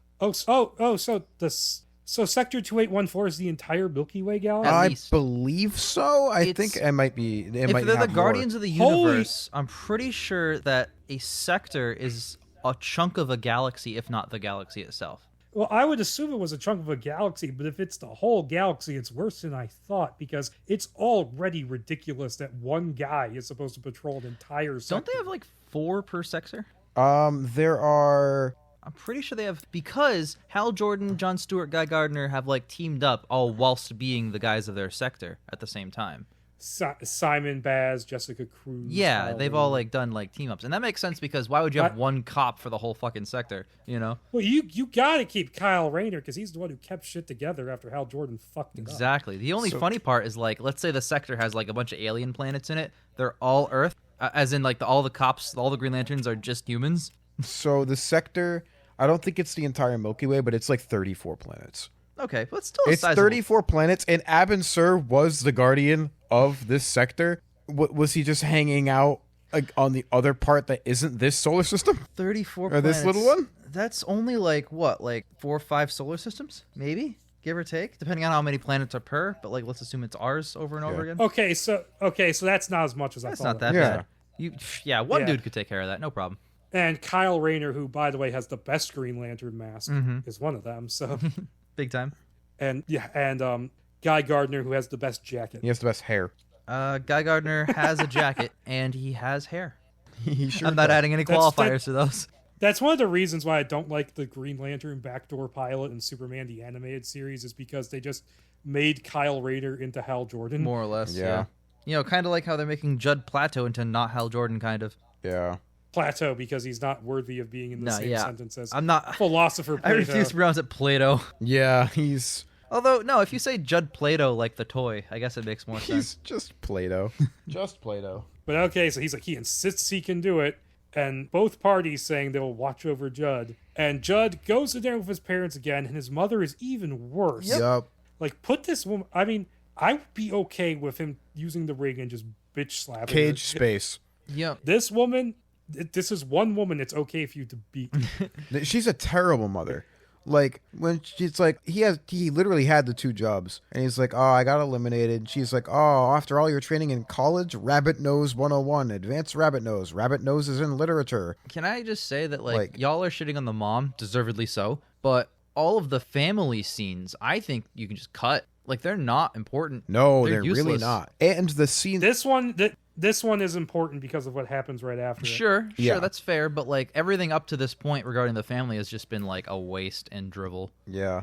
This scene directly after this where he, like, fights his neighbors, too. Like, oh my god. Fart. Boring. But, I mean, it's important for his arc, though, unfortunately. It's important for his arc, but it's just so... They couldn't have done it in a better way.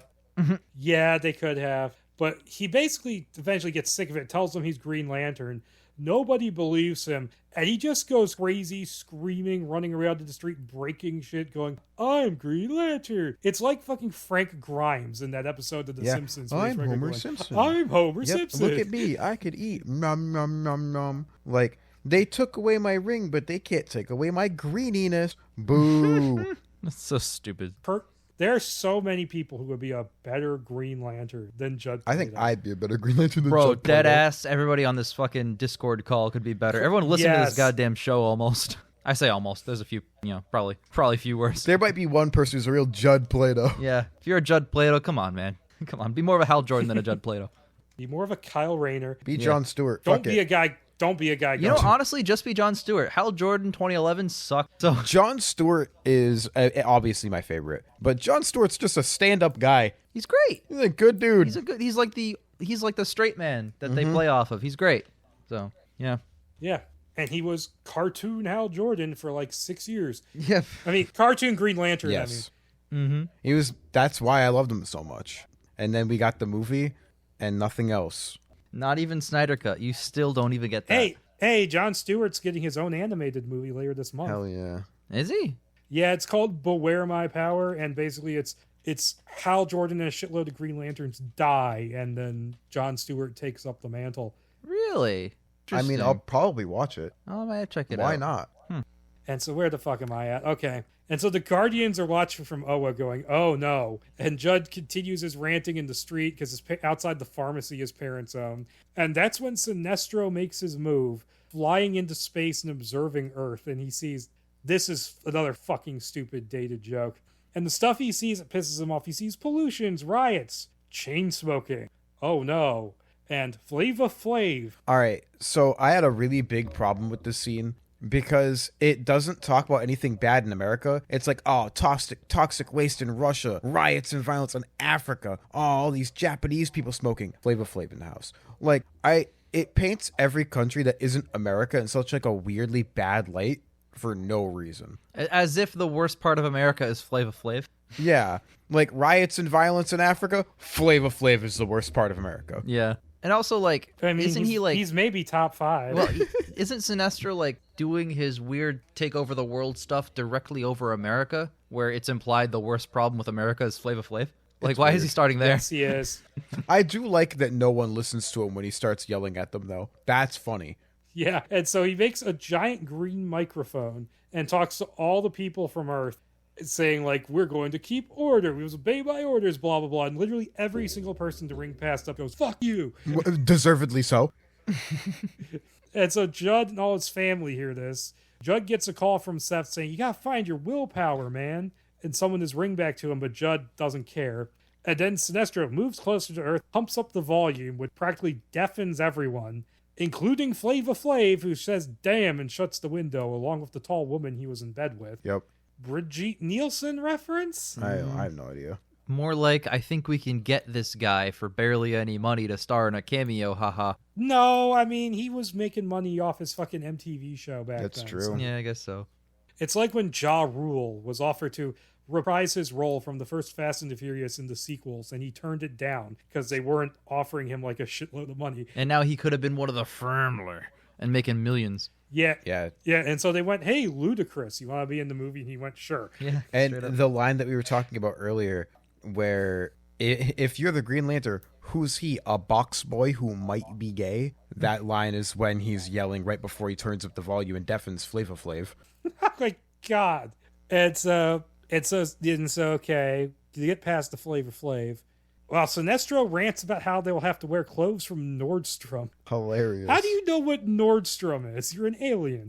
I don't know. Maybe he saw, like, from Judd's memory ring of him going to a mall and being like, those clothes look nice in uniform. What's the name of that place? Ah, yes, Nordstrom. I have to fill in the blanks because the movie does a really bad job. For how out of touch Sinestro is, though, that feels like such a reach. Oh, yeah. Like I said, the movie doesn't do a good job. I'm filling in the blanks the best I can. Yeah. And so Judd and his family, they're badly affected by the loudness of it. And that's when their neighbors, the McLaughlins, break into the pharmacy and start looting it. And so the McLaughlins start beating on the Play-Dohs when they try to stop the looting.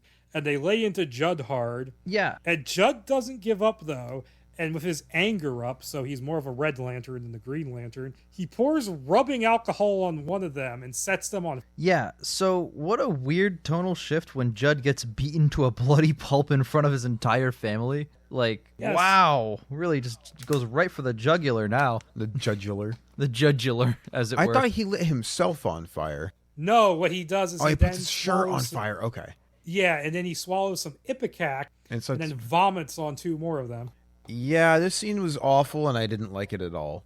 It's so weird and like, would you want to watch that in a movie theater? No. Yeah, nor is it, like, really important anyway. You can do this, because the whole point of the scene is that he gets his ring back, but, like, he could have the whole time. B, if you want to do something brave, you don't have to have this, like, weird, insane, I'm gonna fuck this shit out of, like, okay, not like that, but, like, beat you up, like, super bad.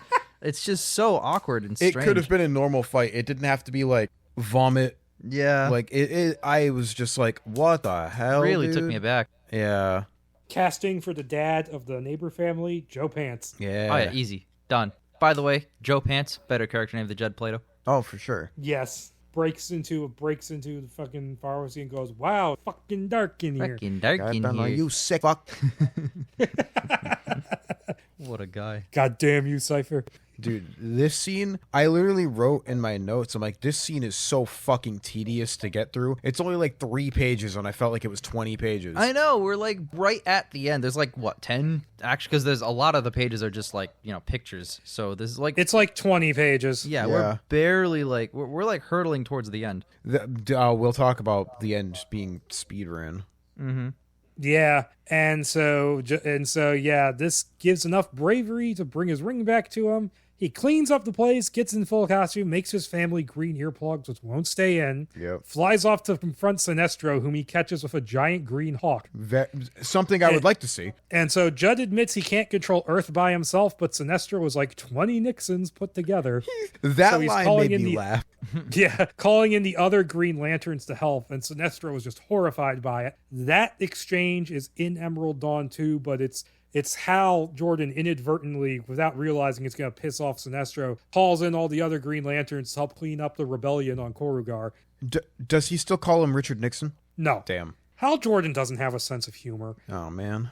He's a hell of a pilot, kid. He doesn't have time for that. Oh, my God. So, by the way, I just want to point out that Judd points his ring and fires a green elbow humping Barbara Walters' chest at Sinestro. No, we're not there yet. I thought we were there. No, so he breaks out. So Sinestro breaks out of the hawk, starts beating Judd with a giant green bullwhip.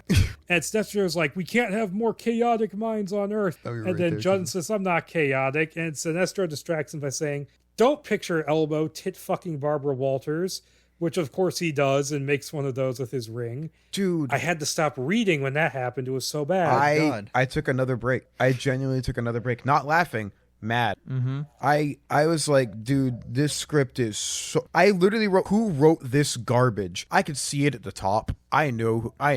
Wow. For every like one funny moment, there are like 30. 9 like smack in the face moments. Yep. It's so terrible. And Sinestro says he's weak right before Judd hits him over the head with a green frying pan. And this is where we get the twist. Yeah, he'd been wanting to take over Earth and like fix it up in his image for years. And he deliberately blocked Abensur's signal and sabotaged the ring so that it passed over a brave young test pilot in favor of Judd. That's the one reference Yep. to the actual To guy. Hal Jordan. Yeah, 1-1. And so Judd blasts Sinestro of green energy, and he creates a giant green Sinestro to beat the crap out of him, which is kind of funny. I like that, but it's also dumb. And then the real one is like, no, the chaos is in me. Yeah, pretty much. Kilowog, Tomare, etc. all show up to help Judd fight, but Sinestro is already cowed and on the run, so Judd merely asks them to hold him, and the Lanterns chase Sinestro to a farm where Kilowog blasts open a silo, buries him in the yellow grain, which deplete his powers, and then some little yellow baby chicks approach to deplete them further. That's so dumb. That is funny. But I funny. laughed. I'm like the little chickens. But I was like, that's silly. Yeah. And this scene is actually very close to how they beat Sinestro in Emerald Dawn 2. That's so good. Because it's not the other Green Lanterns, it's Hal summons the other Green Lanterns to Korugar, and then he leaves with Sinestro. Mm-hmm. They find the rebellion, and they go, oh wow, Sinestro is fucked up, and so the Guardians are like, hey, these robots we've made, you go track down Sinestro and find his ass. And so they find him, they chase him, he falls into a silo, and he's depleted by the yellow grain, but there's no baby chicks. Yep. It's so funny, though, in the script. He's just like, oh, my power, the chaos. Yeah, I'll just say it. I might get some flack, but like I do not like Sinestro's character in this. So the thing I like, we're not even there yet. I'll mention it after. Okay, We can keep going. We'll sit on that then. We'll keep going. I mean, as a villain for a comedy, I think it works. I wouldn't want to see Sinestro done this way in like a real Green Lantern Agree. movie. Yes. Sure, but he's so one-dimensional. Like there's nothing to him. I hate him. And so, respected by the other Lanterns, Judd returns to his family, who respect him as well, but in a truly selfless act, Judd basically neuralizes them like Men in Black, and they now no longer know he's Green Lantern. Yep. Because that's not an incredibly fucked up thing to do to somebody. Now, to be fair, like, I guess it makes sense. To do just to protect them or whatever, but Yeah, he won more day to their his secret identity out of their heads. Yep. And so Judd, Seth, and the Lanterns go out to party on the town. And I think Seth and Judd, they say something like, oh, we're totally getting laid tonight. And then the Grasshopper one is like, you're telling me. Yeah. yeah. But Tomare gets the signal via his ring, warning him of trouble on Korugar. Because fuck, there's still more of the script left. Thought it was over. Nope, Yep. we just keep going. We like a train, just will not stop. Just keep swimming. I feel like I've been recording this episode for like 3 days. The locals are there waiting in the Coliseum for Sinestro to arrive when Legion, in full robot form, shows up and promises to destroy their master. And much to his surprise, they revolt and just start breaking things. They're celebrating. I love this scene.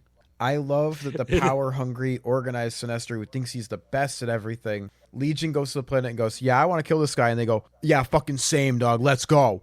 That's fun. I love that scene. That's great. That's fun. And then he senses Green Lantern activity spiking on Earth, and he wants to go there and kill Sinestro. And then Katmatui shows up again and is like, I want to come with you, blah, blah, blah, and fight power. And so Legion turns into a spinning mass, so we never see him again, absorbs a portion of Korugar along with Katmatui, and forms a massive yellow asteroid in the shape of Pikachu, hi Ryan Reynolds, Yep. launching itself towards Earth. That was a pop culture reference that was fucking dated in 2006 because Pokemon craze was like 99, 2000, 01, and then done. But then picked back up heavy. Because of the shitty mobile game. Yep. I'd say a little bit before that, but yeah. Like the games remain pretty big sellers, Yes. but it came into pop culture because of Go. Yes, super hard. And to give you an idea of just how over the craze was, they stopped releasing the Pokemon movies in theaters after the third one because it bombed in 2001. Yep. And there's like 7-8 more of them by this point that went direct to video. Yep. Oh yeah, they started releasing them again in what, like 2018-ish, I want to say. Yeah, but they're not like real theatrical releases. They They're get like limited releases. one night only. Yep. They're like one night only. Like back then, the first, second, and third movies I think got wide releases. Yes, it did. It was And the third first movie, one- 2000 and Spell of the Unknown, which that's actually the best one, and it's the one to bomb. I think 2000's my favorite out of those three, but okay, so the lanterns, they're still exiting the Earth's atmosphere because for some reason they're really slow in this scene. When Pikachu comes streaking towards Earth, and Judd gets an idea and pushes Earth out of the way, but this just causes countless more catastrophes. Bro, my And- brother oh, God. in Christ, you cannot push Earth out of the way. well, you did. Like, if I had a week, I couldn't list all the problems with that. Like, Maybe he pushed the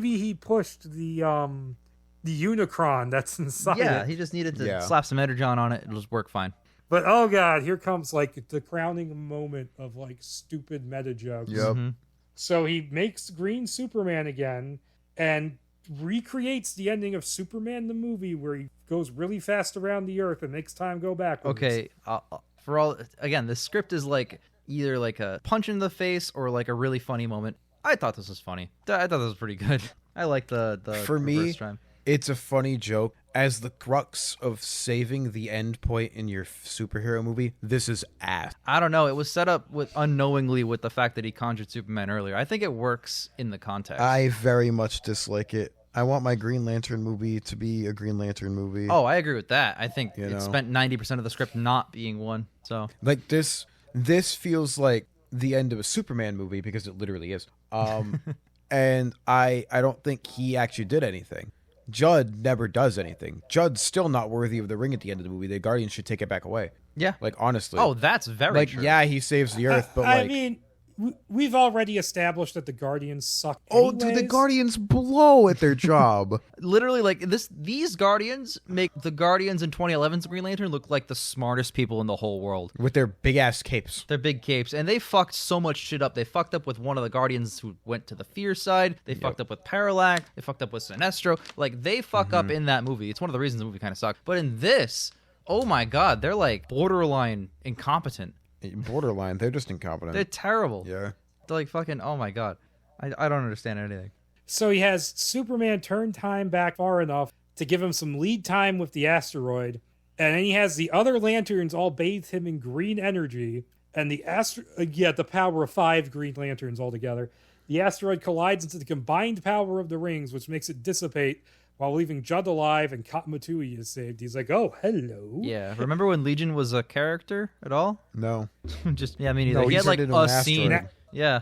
He just shows up and is like, hey, I'm a bad guy. Let's stop Earth. And then Let's become Pikachu. Pikachu, and then he Yep. just blows up. Like, wow, what a compelling villain that really makes a lot of, So good. good. Really impactful. What the hell? And so the closing credits play here, which are intercut with the next 10 pages. Annoying. Yep. So it's doing the Thing 2011 thing. yeah, Yep. pretty much. It just keeps cutting. The Rise of the Planet of the Apes did that. Yep. Rise, it made a little bit of sense because it was supposed to be leading up to the Planet of the Apes movie.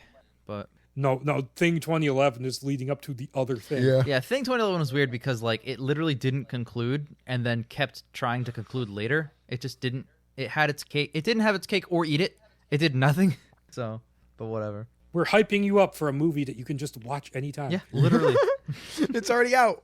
Surprise. That's what a prequel is. Yeah, so you can watch it in 2022 at a shitty Fathom event. Literally. Oh my god. Then so Sinestro is put on trial by the Guardians, and Katmatui reveals how he ruled Korugar and questions the Guardians' insistence on order. And this trial scene is almost word for word the same as the trial scene in the comics. That's cool. And then, except for the Judd Plato stuff. Yeah. So Judd gets in on it too, mainly criticizes the fact that they don't use contractions before they just tell him to shut the fuck up. I like that was line funny. because Judd Plato needed to shut the fuck up. Mm-hmm. And Sinestro is found guilty of misusing his power and sentenced to exile in the antimatter universe of Quard, which would just kill him because antimatter Yeah. and matter, they touch, they blow up. Yeah. Yep. I've seen the Dan Brown movie. They just put him in the Phantom Zone or something. It's fine. Yeah. Put him in the Phantom Zone, which is just going to blow up immediately and let him escape. Yeah. And so he screams that chaos has infected everyone and promises to return one day before he vanishes into a green vortex. Yep. And Tomare nominates Katmatui as the new Green Lantern in Sector 1417, also in the comics. Even though she just tried to betray them with Legion like 3 scenes ago. Yeah, literally. Yeah, the Legion thing was not in the comics. Okay, good. And so Judd's training is declared complete, and he's now the official Lantern of Sector 2814. He unlocked the... He finished the trial period, and he unlocked the real Microsoft Word. Yeah. He upgraded to Ring Plus. And he's under the condition that he only uses his powers in responsible and selfless ways. And he swears, yep, totally will. This might be the worst part. Yep.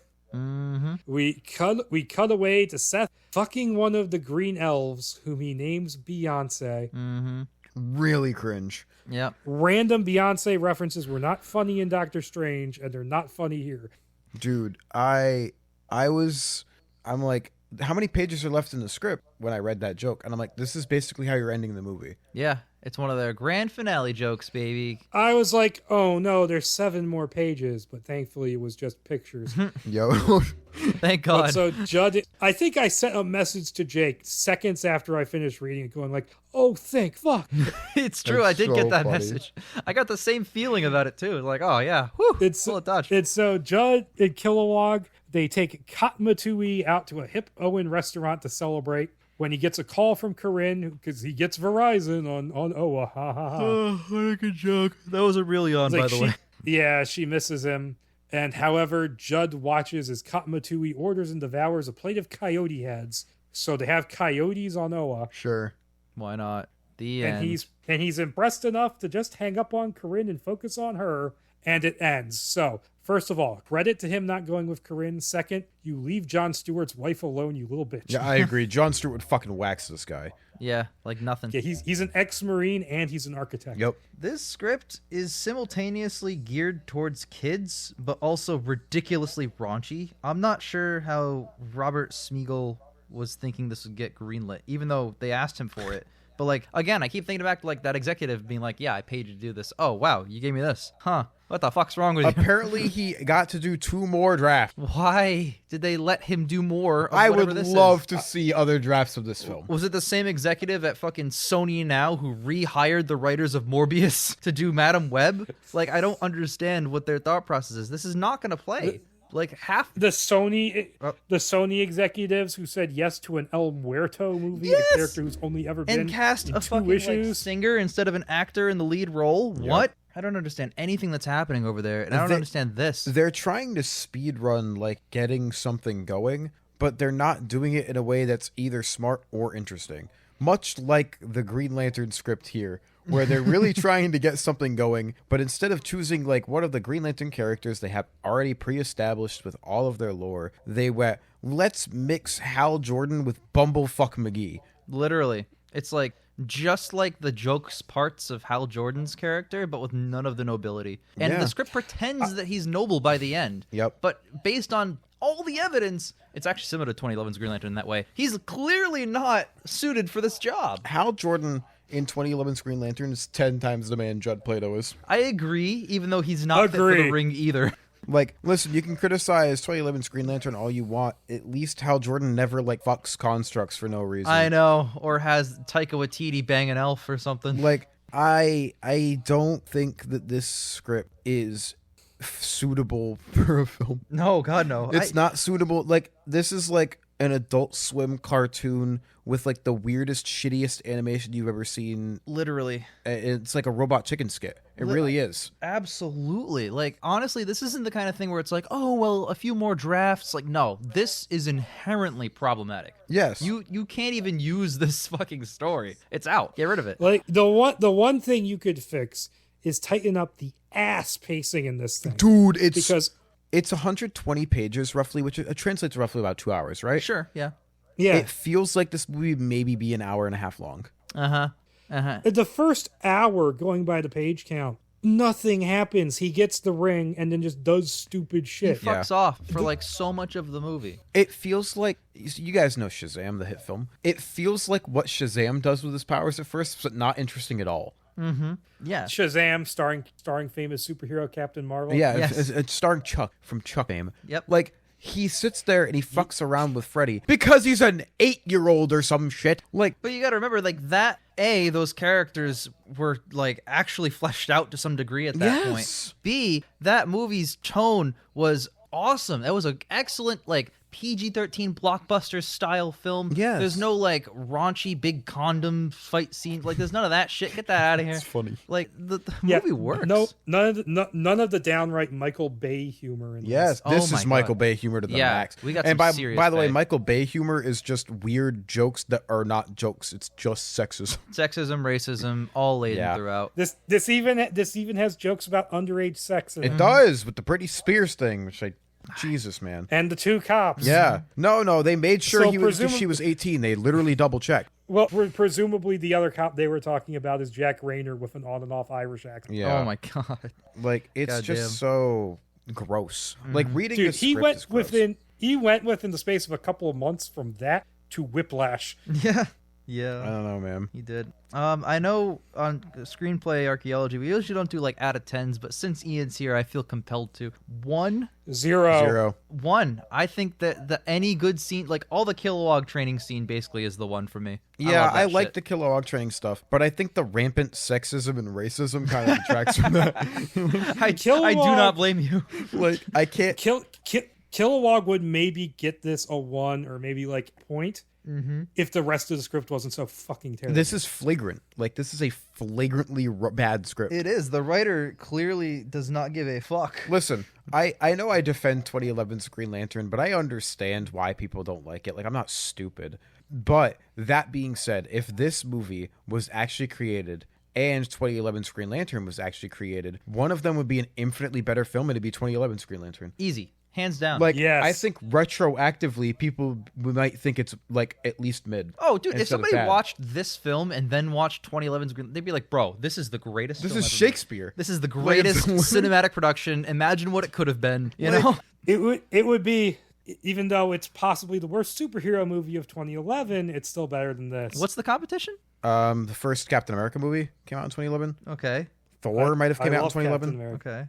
I like both. Thor, Captain America, First Class. Those are all great. What the hell? Yeah, no, the Green Lantern, get the fuck Wait, out of Green here. Hornet came out in 2011. Well, Oh, I don't know which one's one worse. of the They're- greens I mean, is the worst. I like Green Lantern more than Green Hornet. Green Hornet is really terrible. Yeah, it is. Yeah, Green Hornet, Transformers, Dark of the Moon. That's not a superhero movie.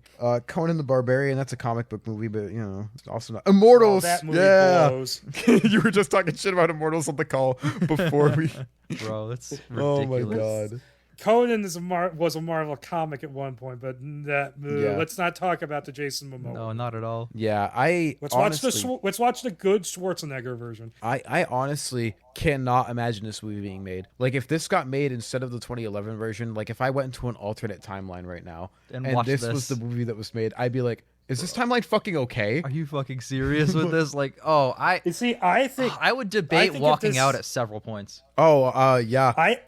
I think if this had gotten made, I think the fans would hate it, but I think the general audience would have loved it because I don't know. This was back when those stupid comedies when Adam Sandler was on top of the world. This would age like already curdled milk. I honestly, I'm saying they would have loved it At the in, time, say, 2007. he has a point. I'm gonna add to what you said, KiramidHead. Fans would hate it. Critics would hate it. It would get like a 10% on Rotten Tomatoes if there was a Rotten But it Tomatoes. would have that money following. It might make money because, you know, star power maybe and effects, hoo-hoo, and comedy. But I don't know if it would have made enough money to make back what they would have had to spend. on this. Yeah, they would absolutely. have made like 150. Also, and I mentioned it earlier, but it's gonna garner at least like 3-4 Razzie nominations minimum. Like, depends at worst picture, worst actor, worst director. Like, if this came out, good God. Oh, wow. This is tough. Like, this makes me sad to think that this is what movies can be. All right, so I have a list of, just because we're talking about the performances, I have a list of the highest ranking comedies like for gross for 2006. Talladega Nights: The Ballad of Ricky Bobby made like $150 million. That was the highest. Also, if this was written in 2006, takes a couple years to make a movie on this scale, right? Fair. 2008, you're competing with Iron Man and The Dark Knight. Are you fucking kidding me? Like, And the Incredible Hulk. Incredible Hulk there as well, but like literally two of the greatest superhero movies ever made, in my opinion. And this comes out, and then in December you get Punisher Warzone and The Spirit. yeah. Oh, The Spirit was that year. That's funny. Well, even if it came out in 2008, the highest ranking comedy also made $150 million. What was that? Sex in the City. Oh, but that has like Oh, a God. huge following. Tropic Thunder, Juno, Like, Step Brothers, you You don't Don't Mess even, with the like, Zohan, Pineapple Express. Do never discount came- the Sex and the City crowd. Oh, and just like that on HBO Max, broke HBO Max's record more than their new like films that year did. It was crazy. bruh, the Snyder Cut debuted at number 3. And that's domestic box office only. That's not worldwide. But, Right, but Because still, worldwide, Sex Oh and the my City made God. 400. So you could be like, oh, Green Lantern made $400 million. Let's say it like matches the highest. sure. It would cost like 125. Sex and the City cost how much money to make? $10. All of it was their salaries. Like it didn't cost just a comedy. 125 or 150 million dollars like Green Lantern would have. Mm-hmm. I don't know. It's It would have just barely broke even, like Green Lantern 2011. Green Lantern 2011. After, if you count in for advertising, lost roughly $200 million.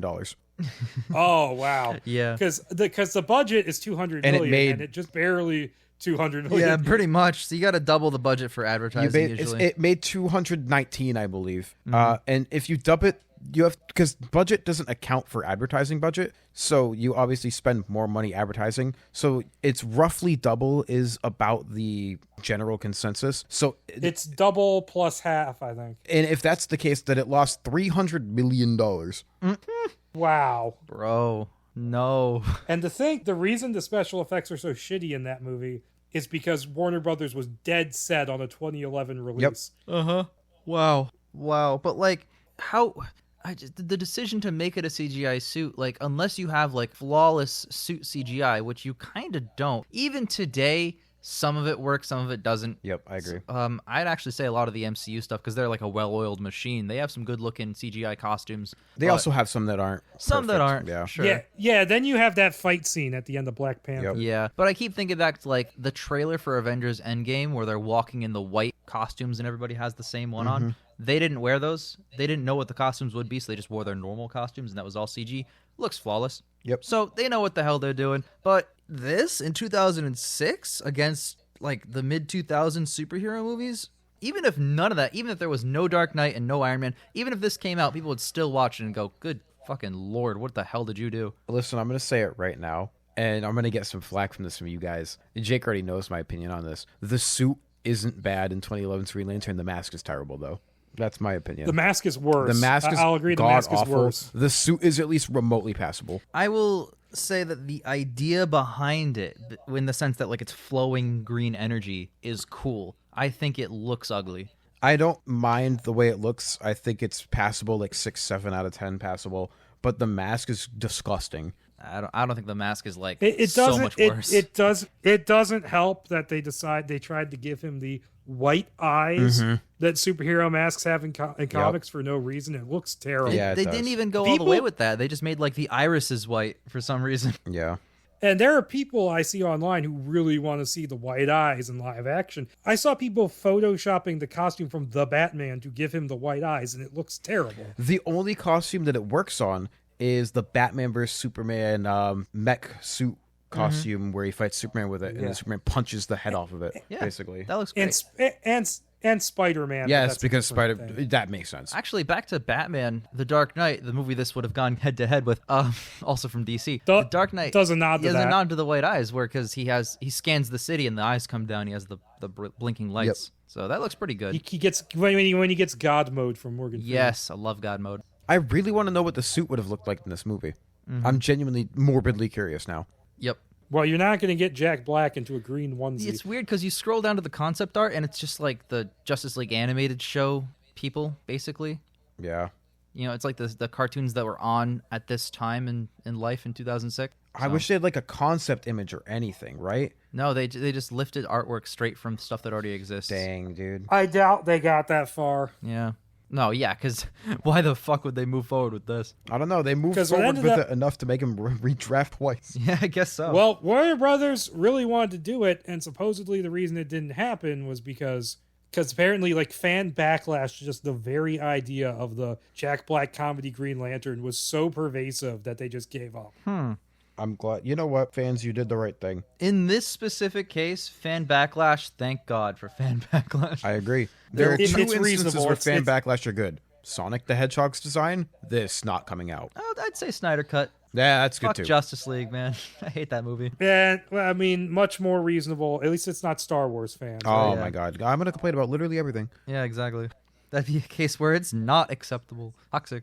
But, yeah, no, in any case, yeah, this is a hunk of shit. So this might, it might be the worst thing. I said that last time. What of, did you of all the ones that Van have, Helsing thing? yeah, of all the ones that I've guested on ranking all the scripts, we just read Transylvania, and I was like, this is the worst one I've read. This bottoms out Transylvania. So Transylvania had like a 1 week run as the worst one. That's great. A 2-week run. So yeah, congratulations. Well, judging by what I know, the next one we're going to do is, which I'm not going to say out loud. Yeah. I'll let KiramidHead decide when we're going to talk about that. But We'll do it right at the end. Sure. dude, that one is going to be a task. That one, honestly, I've read some of that one already. At least it's only 58 pages. I've read some of that one already, bro. That's a task. all three of us, I think Ian and I, and also KiramidHead and I, have floated the idea of, instead of archaeology, just staying fuck it and doing a live reading. If I can get the boys in, we should probably do a live reading Oh my god, this of could be what it is. Awful. We're not saying what it is yet. some of those lines out loud is going to be. Oh, I don't know if I know who I'm playing. Dibs. Fucking dibs. I haven't read any of it you yet. haven't I read think- it yet. Me Oh, neither. it's great. No. Me I've read so much of it. I know, Ian, you're going to want dibs on a specific Character. primate character. That's true. It's true. It's true. But okay, to get back on task with Green Lantern. So that got shot down. And like the next thing that got brought up was like in 2007, there was this actor I've never heard of called Corey Reynolds, who was like a big Green Lantern fan. And he pitched an idea for like a trilogy where he would play Jon Stewart. And like the first movie would be an origin. The second movie would introduce like all the secondary characters, blah, blah, blah. He apparently wrote a script called Green Lantern Birth of a Hero, and Warner Brothers was all about it. And then they scrapped it. And around this time, you had the George Miller Justice League, where Common was going to play Jon Stewart. And in that script, he's introduced demonstrating his powers to a classroom full of kids. Common. Sorry. And that's so just that wild. was actually a decent script. But then in October 2007, they hired Greg Berlanti, Yep. famed forefather of the Arrowverse, and him, Michael Green, and Mark Organic Writing Guggenheim. Come on, they man. write the first draft, and they go to work on. They apparently write at least 3, and then Berlanti gets fired from the job, and then has no more connection to the movie. Yep. And they bring in Martin Campbell and the writer who works with him, who then wrote it into the movie that came out. Okay. Yeah. That's strange. So this script is like taking elements. Sorry, the 2011 script is taking elements from that. Yeah. That's nuts. The 2011 final script came from the Berlanti script, Yep. which then that movie bombed, didn't get a sequel, didn't get the Flash movie spinoff. So they basically just moved over to CW and said, fuck it, let's do it here. Yeah, and they, power to them. Talk shit about those shows, but they did world build and they did crossovers, so good for them.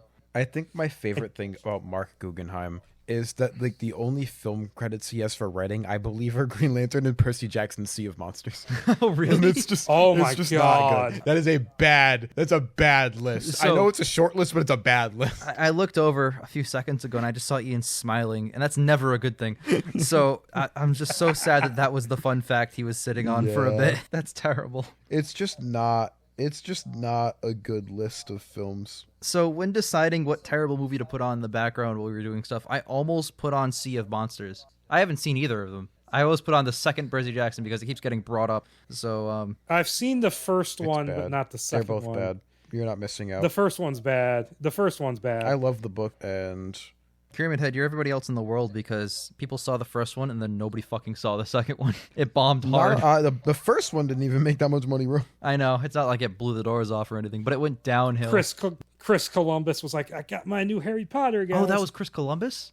the first That's funny. So they literally hired him. They were like, oh, hey, you're the guy who did that. This is going to be our Harry Potter, bro. one. And you know what else Chris Columbus directed? Pixels. No way. Yeah. That I didn't even know. Which, that brings me back because there's a connection. Okay, that ending scene of this script was Seth fucking an elf and calling her Beyonce. So, okay, in Pixels, Oh no. Josh Gad is like this mentally challenged character who's like part of like the ensemble, and he has like this poster of like a female video game character that he's obsessed with. And so they beat the aliens to take the form of video game character, save the day, blah, blah, blah. And he's sad because he doesn't have a love interest. And so Qbert bounces up to him, transforms into the girl from the poster, and the implication is they're gonna fuck. Hubert? Oh God. Wow. Well, any sentence that starts with "so in Pixels," Yeah, it's a bad sentence. I always assume is going to go to a really bad place, and you did not disappoint, KiramidHead. We're exactly there. It's like Peter Dinklage. Why did you do this movie? Yeah, he said yes. It's like any human. Chris Columbus directed that. Any human being. Why did you do this? Literally. Oh, it makes sense for Adam Sandler. Yeah. Yeah. It's like, Josh Gad, you have Disney money. Stop. Literally.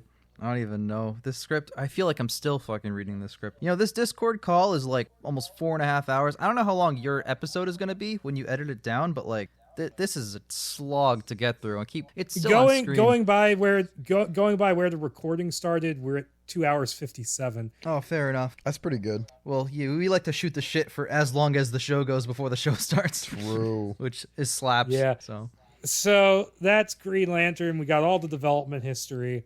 Yep. If I find the second or third draft, do we revisit this? Oh, I'll read it. Well, I was hesitant, but Ian jumped right in. If he's Oh, game, yeah. I'm game. Dude, if they really liked this enough to make him rewrite it, imagine how much worse the second one could be. I'm down. When it comes to bad scripts, I will follow Ian to the gates of Valhalla here. Like, I'm there. I'm down, dude. Like this is dog water, and the next one could be even worse. Sign me the fuck up. How do you get worse? Your arm is waiting for you in Valhalla. Yeah.